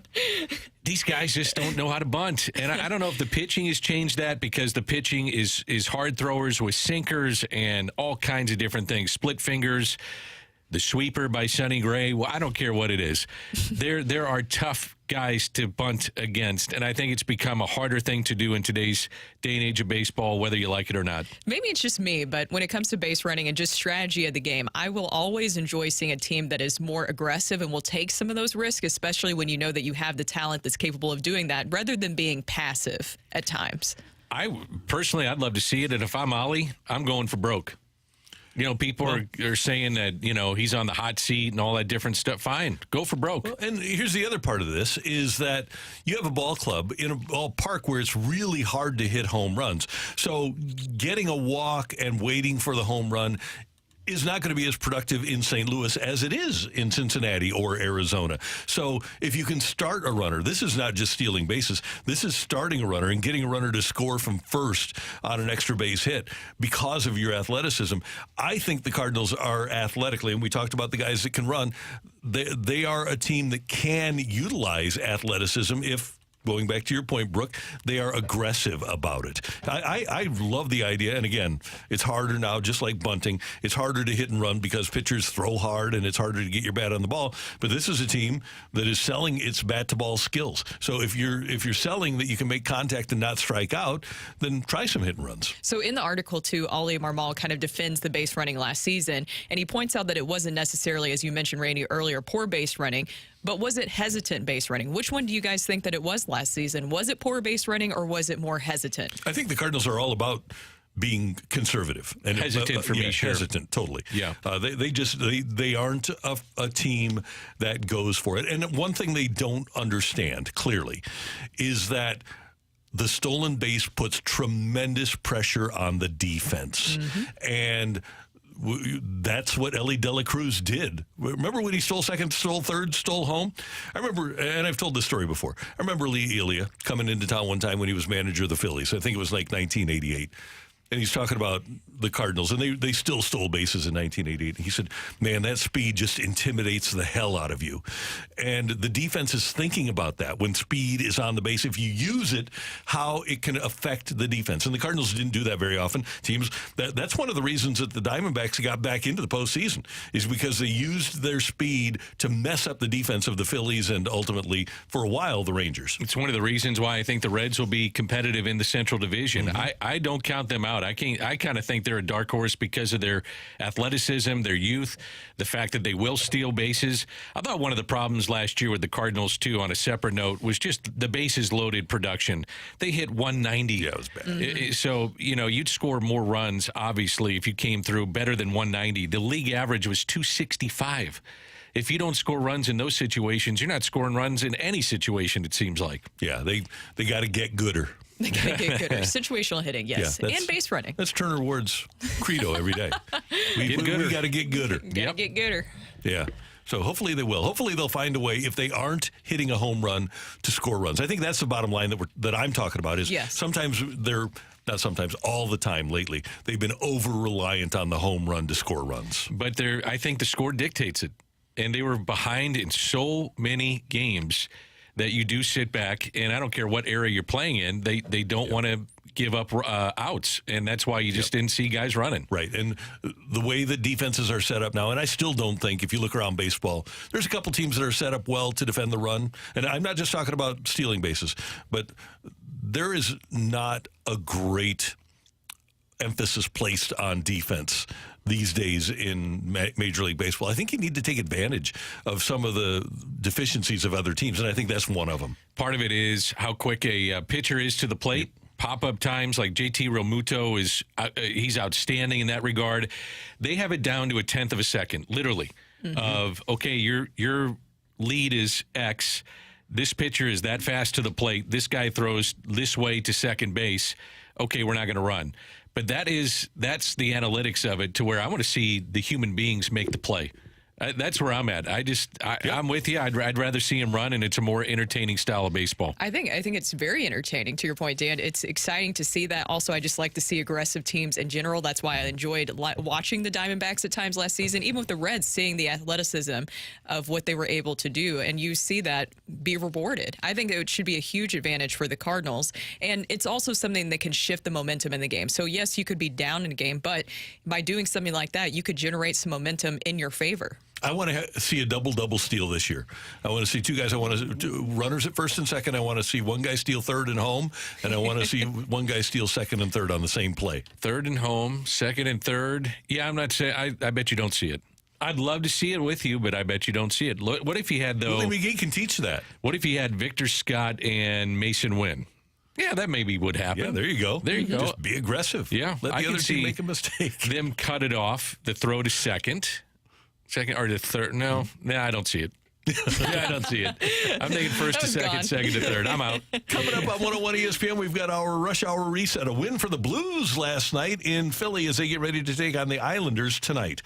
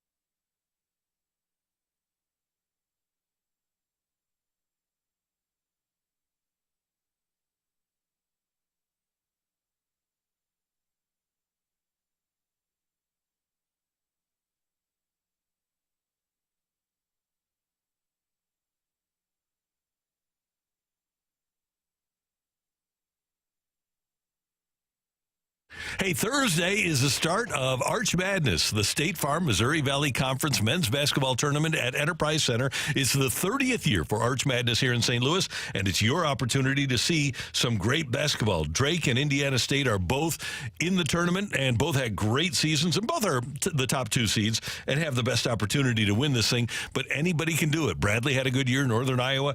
There is such a great opportunity for so many teams to win, and you can check it out. All you need to do is go to archmadness.com to get tickets. And right now, you can get an amazing family fun pack for any of the 4 days, the 7th through the 10th.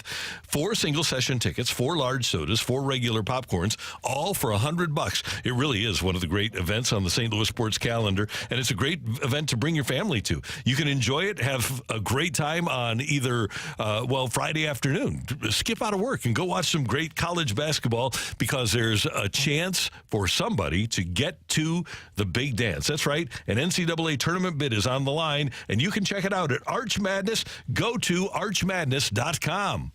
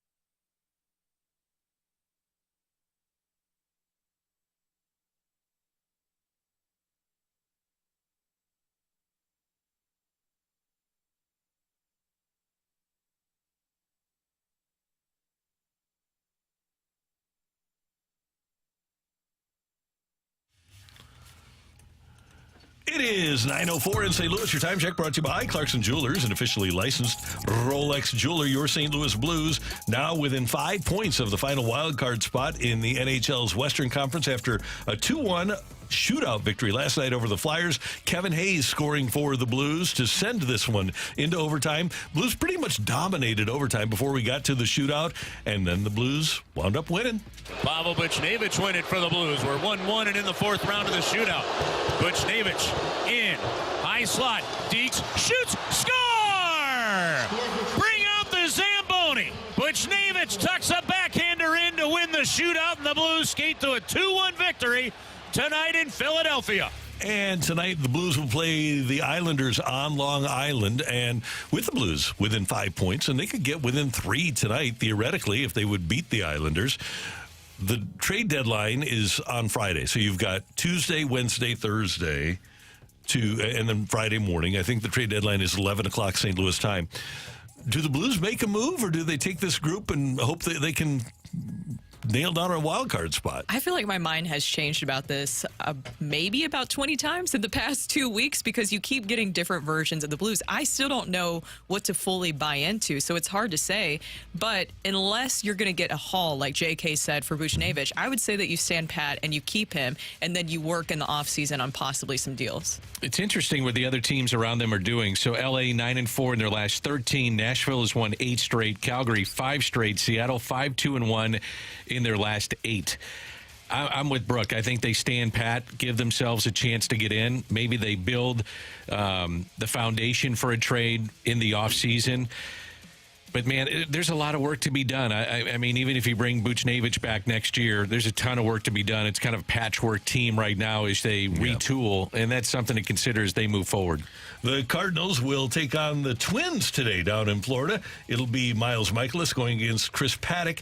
And yesterday, the Cardinals, in a 1-0 loss to the Washington Nationals, lost Sonny Gray. He had moved into the second inning, suffered a hamstring strain, had an MRI last night. We still don't know details of the severity of Sonny Gray's injury, but it doesn't appear as if he's going to be with the Cardinals for the duration of spring training. It'd be a surprise if he would come back in 4 days and pitch again for the Cardinals. Maybe it's just me, but if I'm the Cardinals, I am calling Scott Boras, and I'm at least looking into Blake Snell and Jordan Montgomery, and I would find a way to get one of those guys in. I don't think that you could be too cautious with this whole situation because in 2022, as Rainey, you mentioned before, he had 2 injury stints. He had 2 injury trips where he was dealing with the right hamstring injury as well. So I feel like you have to be safe in this situation. And also, does this expose maybe how fragile this starting rotation can be? Because they addressed the back end, but as we know, they didn't really address the front end of this. This would be Mikolas, Lynn, Gibson, Matz, and for me, it'd be Thompson in your starting rotation if it started today,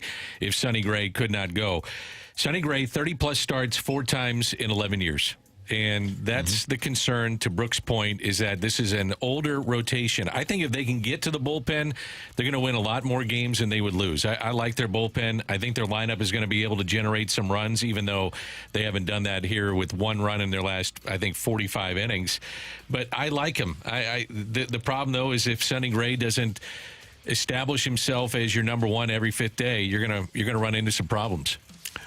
Other injury news, Ronald Acuna of the Braves is not going to miss opening day. He had a knee injury, but he's expected to be ready for opening day after a thorough examination of that right knee that found no serious issues. Of course, he had torn up the knee in the year that the Braves won the World Series. It's interesting that they won the World Series and Acuna wasn't there for the second half of that season. It's unbelievable. Yeah. I mean, that guy is a 40-40 guy and an MVP candidate every single year, it seems like. And the Braves need him, although the Braves, what's interesting about them, and we talk about lineup construction, Brian Snitker basically just puts the same guys in the same spot every single night, and they're going to be a force for many years because of the way they've constructed their roster with the contracts that are locked up. Well, and that's because they are able to stay healthy most of the time with his players, is that they're able to stay healthy so he can put out that same lineup time and time again. Now, is it okay if we go back to the Cardinals just for 1 second? Because I was thinking about this, about how we thought things were pretty set. We're talking about about having a set lineup going to things for opening day.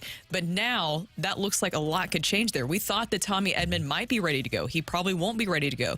Now we're going to have to wait and see with Sonny Gray because, as you mentioned earlier, Dan, you're supposed to ramp up as you go on throughout spring training. He was supposed to get to 3 innings yesterday. Of course, wasn't able to do that. How different are things going to look by opening day possibly for the Cardinals than we thought? I find this interesting. Pacoda had the Cardinals' chances to make the playoffs at 60.7. If he's out for a while, what happens to those chances? How much does that percentage go down because you're relying so much on Sonny Gray?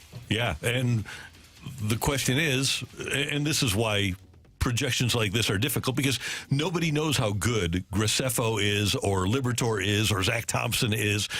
Sometimes it happens that a guy gets hurt and the other guy winds up being better. I love Zach Thompson. I liked him from the time I saw him make his debut at Wrigley Field.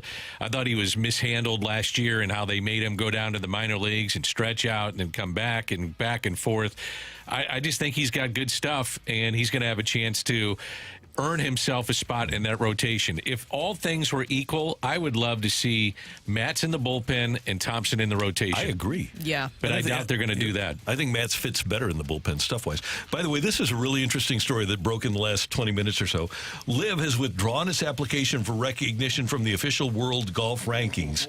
Greg Norman sending a letter to players that said, it is now clear that the best way forward for LIV as a league and for you as LIV golfers is not through the current ranking system. A resolution which protects the accuracy, credibility, and integrity of the official World Golf Rankings no longer exists.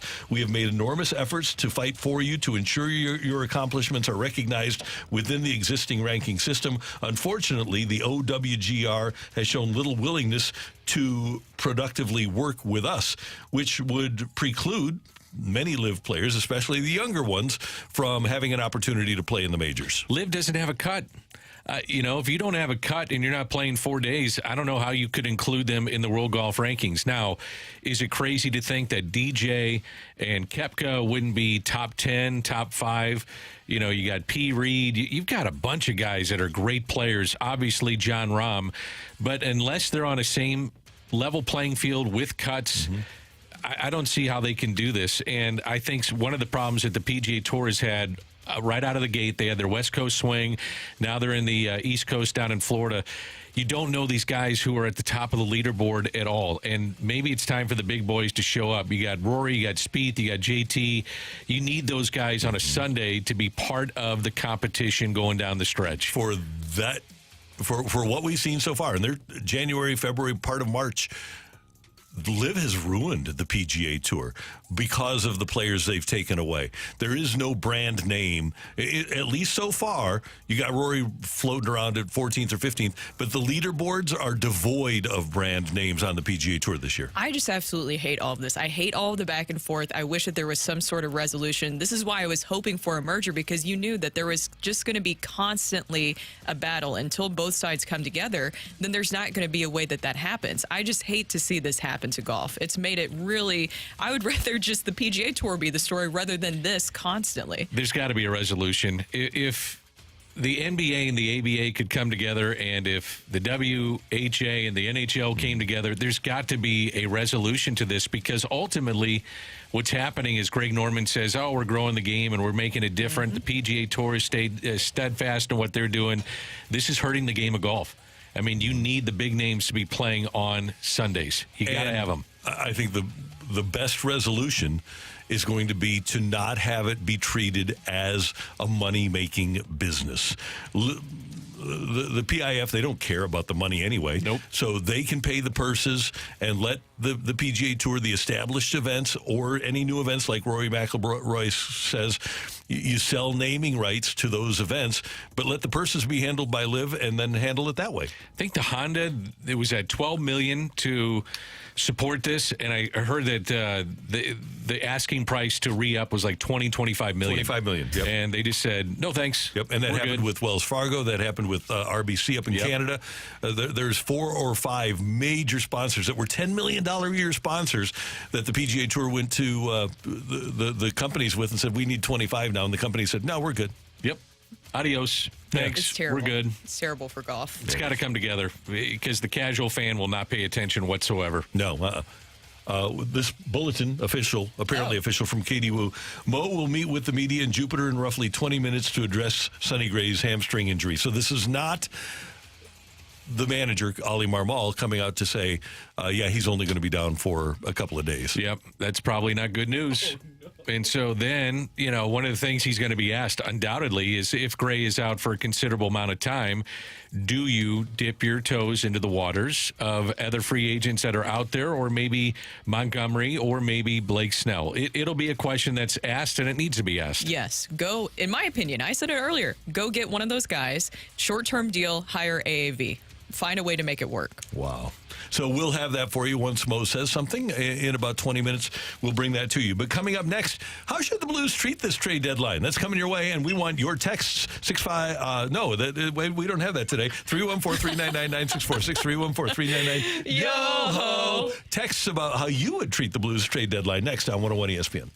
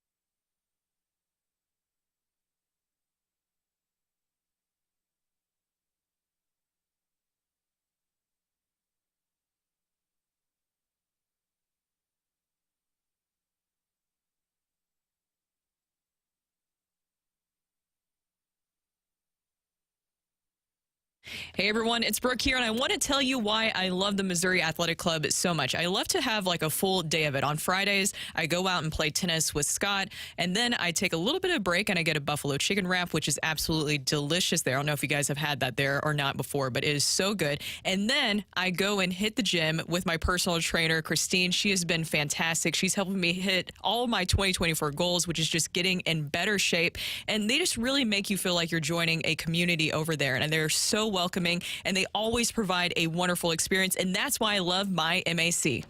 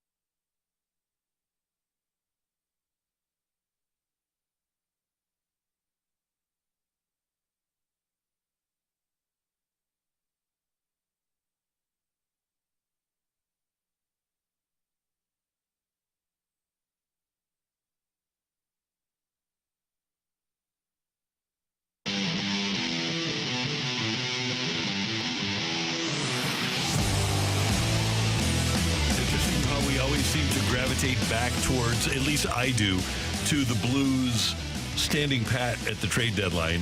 Now, if they would move a Scandella for a fourth-round pick, that would be fine with me.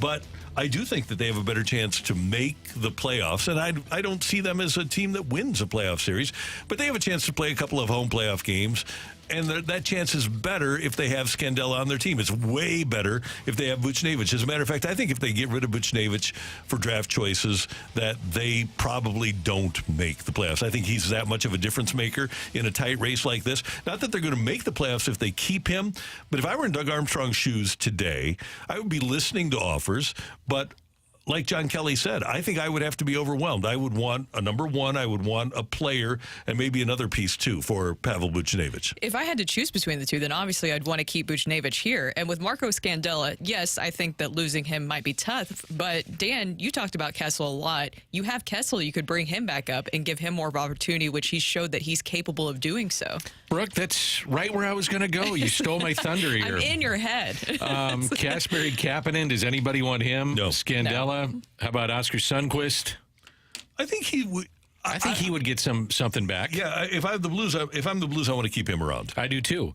I look at their first and their fourth lines as being okay. Mm-hmm. I'm fine with them. It's in the middle that I have, when I roll out that second line, that third line, 5-on-5, is where they struggle, man. And there's just not a lot of depth there. But I'm with you, Brooke. I want to see more of Kessel.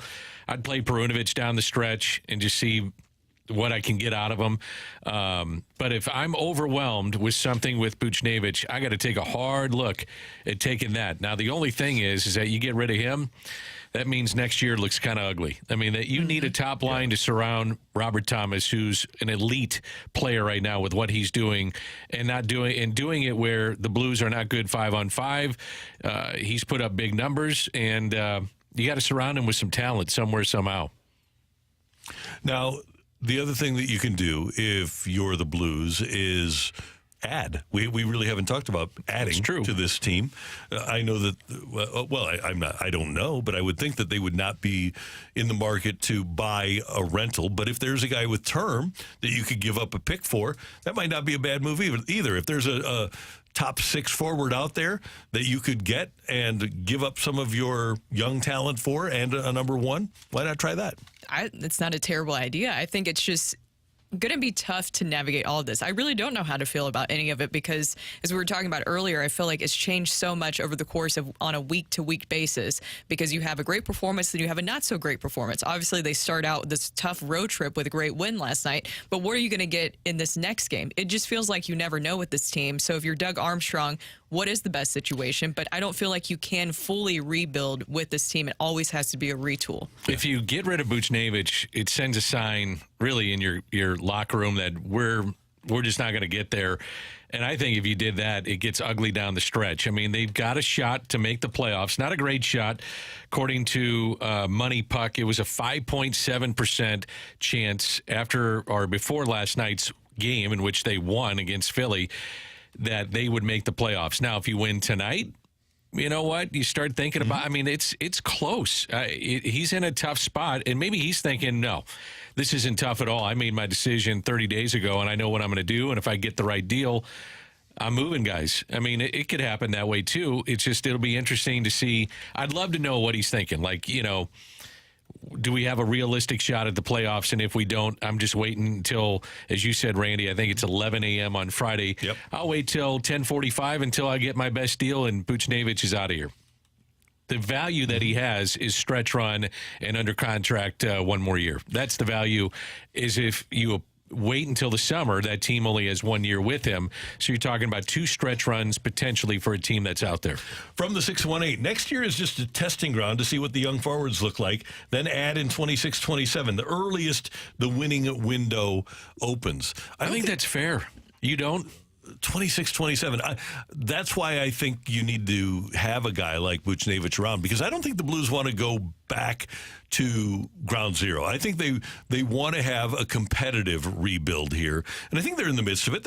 They've got a chance to make the playoffs. I still think that with the group they have, they can season the young players and still be competitive. Not for a Stanley Cup, but for playoffs. Doesn't it feel like they're, and somebody pointed this out on the text line, and I agree with this, doesn't it feel like they're missing maybe a gritty player? And that's why we talked about the hypothetical of bringing in Brady Tkachuk. I love the idea. Now, will it happen? Probably not. No. Will the Senators get rid of him? I don't think so. But still, having a player like that would be a great addition because have they really found their identity at this point, or does it feel like they're trying to figure that out? You know who I love watching play, and he's not a top-line guy?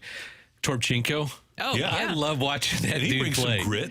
Yeah, he's flying all over the place. Sundqvist is another one that brings a little grit, to your point, Brooke. Sandpaper. Maybe a little sandpaper, that rusty nail, as we like to say. Maybe that's it. But I don't know. If you keep the top line together and supplement some of the younger players, I think there's a way to I agree with the texter. I think that's something to look at. The other part of this, too, is that those young players, we're not sure how they're going to perform next year. Mm-hmm. I mean, that's a massive jump to go from where they're at. Bolduc, I'm going to throw him in there as well, to make the massive jump to the NHL. Not an easy thing to do. So they're kind of stuck a little bit in saying, do you want to go for the playoffs and keep this guy, or if you get rid of him, we're truly gone. And here's the thing, too. You have to ask yourself, can you keep Buchnevich long-term after next season? Right. Good Is question. that somebody that you want to keep long-term? Yeah, right. And I don't think you do. I don't think you sign him into his 30s. And, Brooke, to your point, it's really an interesting question because when I was watching hockey when I was in my 20s and my 30s, the player that you're talking about was all over the place. The Mark Recchi's, the Owen Nolans, the Brendan Shanahan's.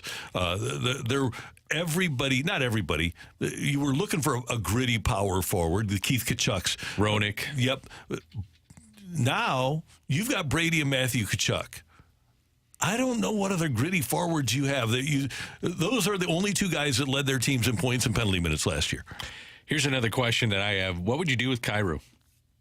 Well, I wonder what kind of offers, if they're substantial, that the Blues are looking at with Jordan Kyrou. I think we look at the games that we see every night, and we're disappointed. But I have to believe other teams are saying, okay, here's a guy that at the age of 24 scored 37 goals. He scored 27 with 75 points the year before. Last 2 years, he's had 75 and 73 points. I would think that there's probably a franchise out there or two that thinks, you know what, the Blues just have not handled him the way he needs to be handled. Change of scenery. And we would handle him well. And especially because they'll say, you know what, Berube had him. Berube wasn't going to get the most out of Kyrou, and look what he did. So I don't know what team it would be because that contract is kind of prohibitive. But I would have to believe there's somebody out there that would have an interest in a guy that you think, okay, we can get 40 goals a year out of this guy for the next 7 years. And that's the question that Doug Armstrong faces is, does he think that what he's seen from Jordan Kyrou is his full potential? And should you move on from that before that no-trade clause kicks in? Because he has had two different coaches now. He had Craig Berube, which is definitely a more vocal coach, just guessing, and from what I'm able to see and hear. And then you have Drew Bannister, who's more of a coach that will talk with you through the situation, but will take away your ice time. So what coach will be able to get the most out of Jordan Kyrou on a consistent basis? Well, we know it's only going to take about a year, and then he's going to get fired. Because that's the way it goes in the NHL. So, especially right now. Yeah. You're going to say, can 8 coaches over the next 8 years get the most out of them? Because we're going to find out as we fire everybody. Yep. Not because of Kyrou, just because that's the way it works in the NHL. Coming up, Major League Baseball has revealed their top 30 prospects for the Cardinals in 2024. And the guy at the top of the list might not even be a prospect anymore. That's next on 101 ESPN.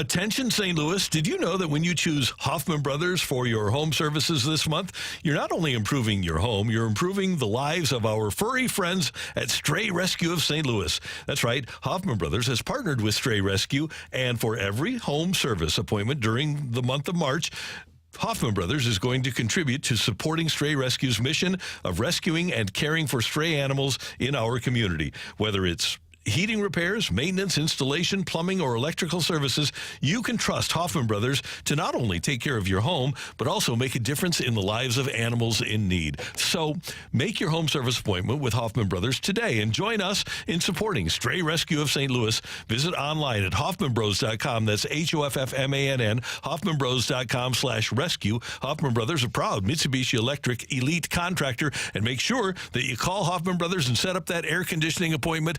314-664-3011. Get that air conditioner looked at today by Hoffman Brothers.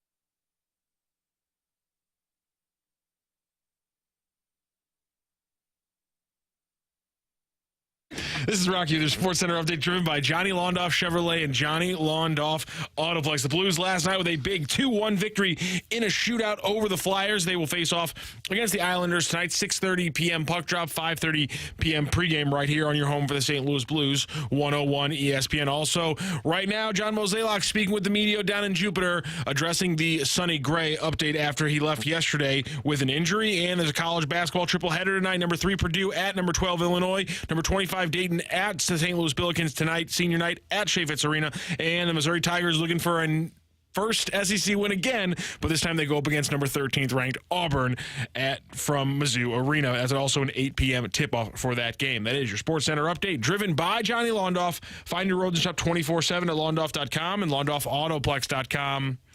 Are you kidding me?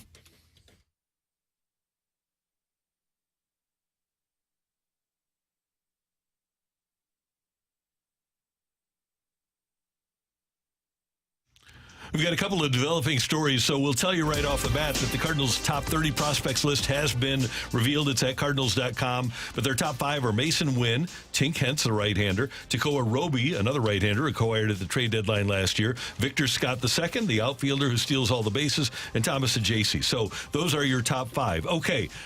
As Matthew mentioned, right now, John Mozeliak is talking to the media down in Florida about the Sonny Gray injury. Jeff Passan tweeting moments ago, initial imaging show Boston Red Sox starter Lucas Giolito likely has a partially torn UCL and flexor strain and could miss the 2024 season, league sources tell ESPN.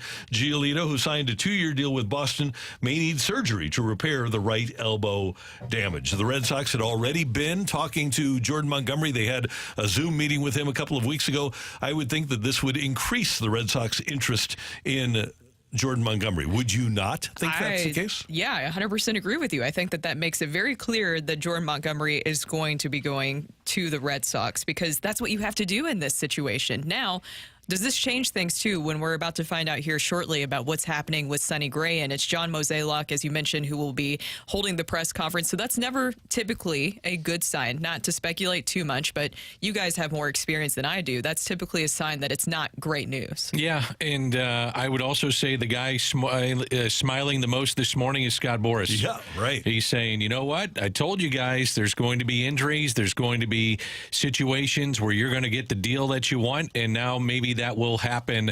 And I'm not talking about the Cardinals, but certainly with the Giolito situation and others that may pop up. He says, you know what, guys? I'm going to get you to this number. I'm going to get there. There's going to be injuries. There's going to be issues with certain teams. I promise you're going to get there. Well, maybe that happens. I would be very surprised if the Cardinals, who are quite budget conscious, as we all know, I'd be very surprised if the Cardinals would be in the hunt for Montgomery or Snell. We're getting a lot of texts of why don't you carry the presser? This is not done where John Mozeliak is, behind a table and you can dial in with a Zoom. Mm-hmm. It's done on the patio down there with the writers and some of the assembled media. So that's why we have to wait to find out the news on what's happening this morning. And once that news comes forward, we'll have it for you. One other thing about the Cardinals is, if they want to go with a 6-man rotation at the beginning of the season, they can go with Michaelis, Lynn, Gibson, Matz, Liberatore, Thompson. They've got 6. And then they have, and if you look again at that top 30 list, Graceffo's on the list, McGreevy's on the list, people that are reasonably close. And I would think that the Cardinals, this has been their MO over the years, would be more inclined to give their young pitchers a chance than to go out and get a free agent. Yeah, that's been the way that they do it. And they look at a guy like Zach Thompson and say, here's your shot. Mm-hmm. Here's your chance. And we're going to get Sonny Gray back at some point. This is not a shoulder. This is not an elbow. This is a leg issue. We're going to get him back at some point, and maybe those young guys get a shot. All right, well, this is breaking news just coming in from Derek Gould right now. Sonny Gray has a mild hamstring strain per John Mozeliak. Getting him ready for opening day is now in question and challenging. Okay, there we go. Well, what happens is that they're going to take every precaution to make sure that in the season, whenever that starts for Sonny Gray, that he's going to be all right. The problem is in spring training is that you're building up. It's not like he's throwing 6 or 7 innings. This is 2, 3, then 5 innings, and then maybe 7 innings in his last start in spring training, and then he's set to go for opening day. So that's the other part of this. The flip side is that it puts him back in just building up in spring training. And those of us that do exercises where we do a lot of running or stretching, where we have tight hamstrings, all of us can tell you that it's a dicey proposition. When you strain a hamstring, Dan? Yeah. Why are you looking at me that way? No, because I'm just waiting for where this is going. Because usually, as we've seen with so many athletes, a hamstring strain begets a hamstring pull, begets a hamstring tear. You really have to be careful with that injury. Now, that's legitimate. You better be careful, and you don't want to blow this thing out for, Sonny Gray and the Cardinals, because you got to think of the long haul. You do. And as we mentioned before, in 2022, he had dealt with right hamstring issues before, but he was completely healthy in 2023. So that's what we're hoping for. The good news here is that... What was 2023? Was his free agent year. Oh, Randy, come on. Has happened. It has, but... Look, guys just seem to... Tyler O'Neill's going to have a monster season. I'm just telling you. No doubt about it. It's going to be a monster year for him. Yeah, so John didn't also tweeting out the same information we just gave you from Derek Gould, where he was diagnosed with a mild hamstring strain, and Mo called it encouraging news, but admitted that Gray will be making the opening day start would be challenging. So, Miles Who's the opening day starter, yeah. Michaelis would probably get that call, maybe Lynn. You got Gibson, Matson, as you mentioned, Liberatore, Thompson, especially if they want to go to that 6-man rotation. My gut would tell me that it's Michaelis because I had him penciled in as game 2. Mm-hmm. I had Lynn game 3, then Gibson 4, Matz 5. And maybe Sonny starts the home opener. Well, maybe. You never know. 7 games on the road, 8 days, right? Yes. After the opener, maybe that extra week allows him to start at home. I just, what concerns me though is just not getting built up. And when you're, maybe you can do some things like playing catch, but getting on a mound and letting it loose is a different animal than what he's doing with just playing catch. And realistically speaking, a mild hamstring strain should not be, okay, he's going to miss a start. No, 10, maybe it is. Maybe 10 days is enough. I don't know. But I would think more like 2 weeks. That's a really good question, Randy. If this was regular season, is it that severe that he would miss a start or would have to go on the injured list? I don't know. I think it goes back to what you talked about, him being built up. Mm-hmm. Yeah. And he's got a two-pronged process now in getting the hamstring healthy and building his arm up and his endurance to be able to throw 6 innings. Yeah. You like the 6 innings, huh? Mm-hmm. What about 7 or 8, Randy? Come on, be positive here. Okay, I'm going to be positive. He's got to build himself up to throw 6 innings. 7 or 8 innings over 2 starts. Oh, yeah, how times have much. changed. They have changed so much. So now hearing that news, guys, what would you think the Cardinals are going to do in this situation? Because think if it's mild, then they're just going to stand pat and say, we have Zach Thompson, we have Matthew Liberatore, we're just going to wait this situation out. Or should they be overly cautious and at least inquire about some of the free agent starters who are out there? What they should do and what they will do are 2 different things. I don't think there's a chance of them calling Scott Boras. No, I don't either. And I think this is Zach Thompson's job to lose, maybe. If he pitches well, how do you kick guys out of the rotation when they're pitching well, depending on maybe what Steven Matz does in his starts? But it's got to be over the long haul. I mean, if you're just going to do a spot start here or there, that's not that big a deal. And I would assume with a mild hamstring issue that he's got, they feel that they are covered instead of going out and spending $25 million on somebody to cover some spots and then be a part of the rotation. I just don't see them doing that. It's mild unless you're the one that has the strain. Yeah, that's true. That's true, for sure. So that's the latest for you from Florida. Sonny Gray with what John Mozeliak is terming a mild hamstring strain, and it looks like Lucas Giolito, according to Jeff Passan, will miss the 2024 season. And there's a franchise that'll probably call Scott Boras because they had already been in the market for Jordan Montgomery. His wife is doing a residency or an internship.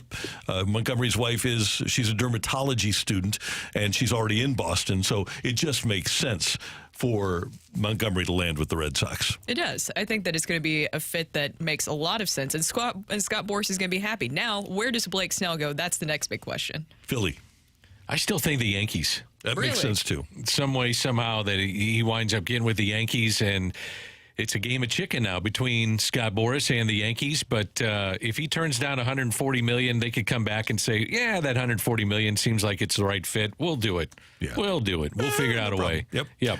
Coming up, we've got Rocc and Roll here on 101 ESPN.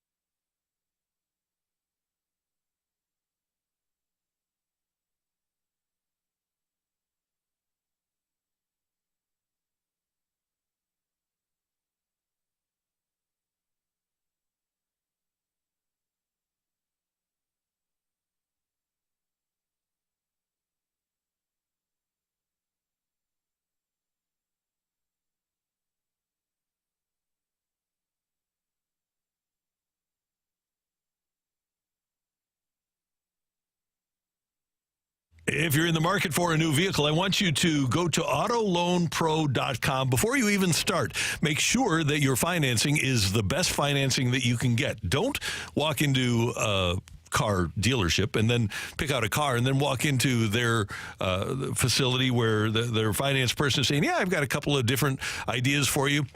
Go to autoloanpro.com. They've got over 50 different lenders working to get you the best rate and the best loan.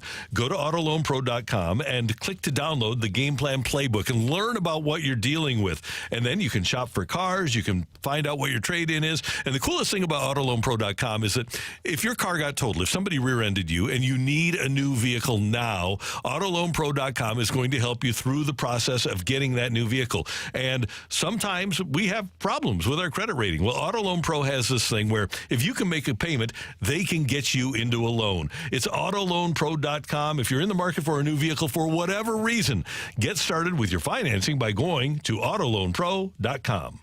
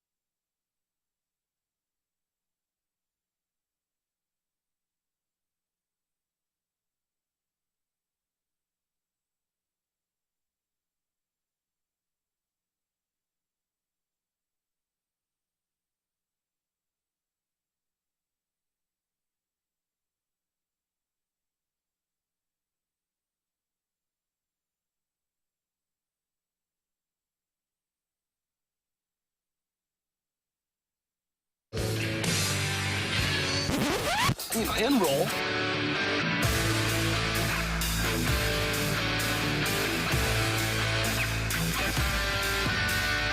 Let's rock. Let's rock today.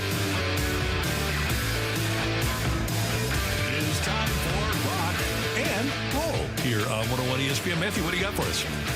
Did you guys have the pleasure of watching any of Jason Kelce's retirement speech yesterday? Not a second of it. I did. I wouldn't say pleasure. It made me so sad. I mean, it was very sweet, but also made me sad. Sometimes, hey, Jim Valvano said it, laugh, cry, what was the last one? Learn something? I think, yeah. You have a full day. So Jason Kelce helped you get to a full day yesterday. Well, Randy, it's a long one, so I'm not saying sit down and watch the whole thing. But if you can find, he just sat down and went with it. But in my opinion, recency bias always takes over in these things. One of the best retirement press conferences I've ever seen in my entire life. It was incredible. We know he's a good speaker. There were a lot of great moments. He talked about the first time he ever saw his wife, Kelly. I mean, that was Kelsey. That was Kylie. I was like, her name's not Kelsey. Kelsey. Hold on a second. To correct Kylie, guys or not, but Kylie Kelsey. I knew it was like Kai something. I was like, we got there. Didn't he say he was blackout drunk when he met her?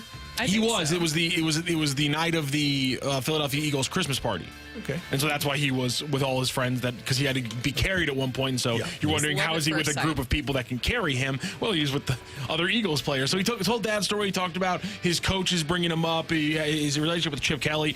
Personally, for me, one of the things that hit the most, though, was when he talked about his brother and his relationship, Travis, obviously. And here's a clip from Jason Kelce's retirement press conference yesterday. This is where it's going to go off the rails. I won't forget falling short to the Chiefs and the conflicted feeling of immense heartbreak I had selfishly for myself and for my teammates. And at the same time, the amount of pride I had that my brother had climbed the mountaintop once again. We have a small family. We have a small family. No cousins. One aunt, one uncle. It was really my brother and I our whole lives. We did almost everything together. Competed, fought, laughed, cried, and learned from each other. We invented games, imagined ourselves as star players of that time. We'd envision making the winning plays day after day on Kohler Ridge Road. We won countless Super Bowls in our minds before ever leaving the house.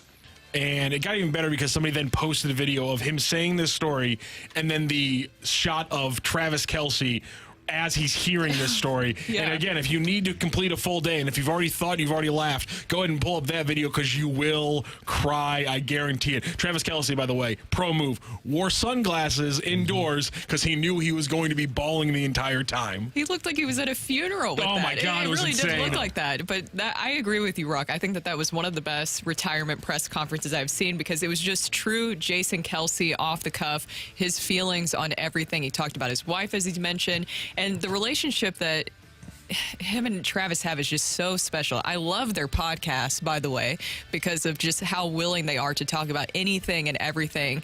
And that brotherly bond is just really, really fun to see. I wonder how much of the success that the Eagles have enjoyed over the last 7 or 8 years is a product of the personalities that they've had. We all know Chris Long here and what he brought to that franchise, but Lane Johnson is a guy with a great personality. Brandon Graham is a guy. Fletcher Cox.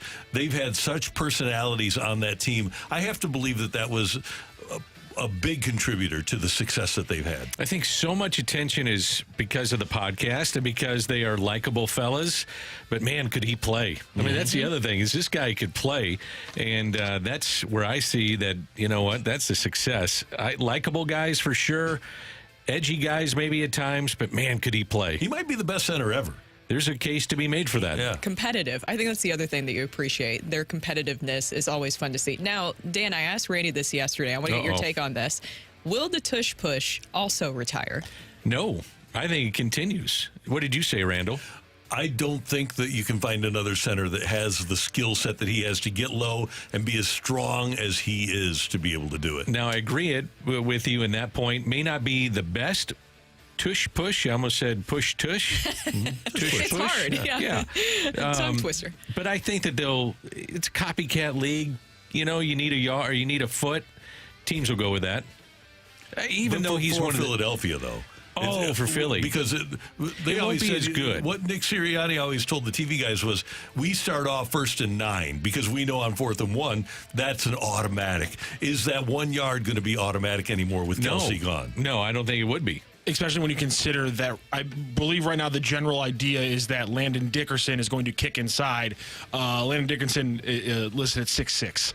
So not only is he not Jason Kelce, but when you just think about like the physics of the play, I kind of wonder how much he's going to be able to, get, like you said, he's you're talking about a guy who's 6'1", 275, and then a guy who's 6'6", 300 pounds. It's a very different kind of player. Well, Kelce's an athlete, too. Oh, God, yeah. The way he can get out in front and pull, man, he is an athlete. And you're right. I mean, who else would come to mind, Randy's best? Mike Webster, I guess, would be on that list. Webster, you have Dermontti Dawson. Yeah, that's a good one. Who was terrific. You had Dwight Stevenson. Dwight Stevenson's probably the best that has ever played so far. Giamotto was good, but he played in an era where the athleticism wasn't nearly what it has been over the last 20 years. Where do you put a guy like Kevin Mawae? Yeah, Kevin Mawae. He was really good. Really good. He's right up there. He's a Hall of Famer. Yeah. So he's right there. But Jason Kelce is a gold jacket guy right away. You have to find a way to make it work because Jalen Hurts scored 11 touchdowns last season with the tush push. Pushing of the tush. Yeah. That's kind of fun to say. Now, did you cry, Rocc, during this press conference? You said you're very emotional. Oh, God, yeah, I'm a very emotional person. Wait a minute. If I see real emotion like that, it gets me every time. And especially you cried during this. When I was watching it? Yeah. Yeah. Why is that a surprising thing? I just speak your mind here, Danny. No. No, speak your mind, Dan. Let's hear it. No, I'm good. come on. No, come on now. I'm good. Here, let me hear. Let me help you, Dan, because guy. he doesn't get emotional for pets or animals, as we have also these discovered. These are people. Oh, man. But Jason of course, Kelsey, I get emotional around pets. I cried when my dog. I had to put my dog down. Like, well, that's get different. Here. But yeah, of course, I had emotion with this one because when I see real emotion like that, and specifically that moment hit me because he's talking about his brother. I have an older brother who I've been very close to my entire life, and so that that tugs at the heartstrings for me. But then again, I'm a softie. You don't have to tug at my heartstrings very hard for me to start crying. And so he got me multiple times in that 40 minutes. Randy, did you cry? I didn't see it. Oh, yeah. Okay. I didn't see it. Well, let's ask you this. You heard the emotional soundbite. Did you get teary-eyed? I did not. Yeah, me neither. No. I enjoyed it. I don't know if I cried. I was getting a little teary-eyed, but then again, I cry for a lot of different things, like The Notebook. I cried. Did you cry during The Notebook? Titanic. I cried during both. Oh, neither one of those got me crying.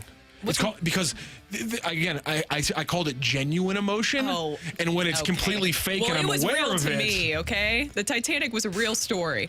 Kind of. She might have fabricated a little bit. They could have played cards on that door that they were sitting on. Thank you. There was plenty of room for both of them. Why did she let go? I'll never let go. And then she lets go. True. No, yeah. Who wound up with the big giant diamond? Oh, there you go. Theory. Follow the money is what you're saying. Follow the money. Follow the money. Yeah. Every time. Great job today by our producer, audio, video engineer, the one, the only Matthew Rocchio. Thank you, sir. Pleasure. Brooke, did you have fun today? I did. How many more days of your work week? Tomorrow's my last day, and then you guys get rid of me. We don't get rid of you. You decided to leave. We send you off to become refreshed. To be refreshed. Danny, you decided to leave. I'll be thinking about you guys, for sure. No, you won't. Okay. You'll be enjoying the sunshine and being with your friends, and you should. Yes. Shouldn't be thinking about Rocc or me or Randy. Sports. Just enjoy yourself. Oh, by the way, do you and your friends like burgers? Yes. You're going to be right near a place called Burger Rehab Therapy. You gotta go. Okay. It's awesome burgers right there in Old Town. I just don't see a bachelorette party just saying, let's go hit the burger joint.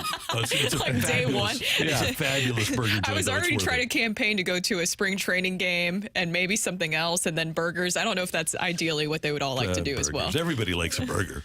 Hanging out at the pool, what do you call them? Cabana Boys. Cabana Boys, yeah. What? No way. I don't know what you're talking about, Dan. That's what it's all about. Great job, Daniel. Pleasure. There we go. You too, Randall. Great job. Oh, thank you. Hey, we thank you for tuning in, texting in, and being a part of the show. For all of us until tomorrow morning at 7. Have a great Taco Tuesday, everyone. That's right.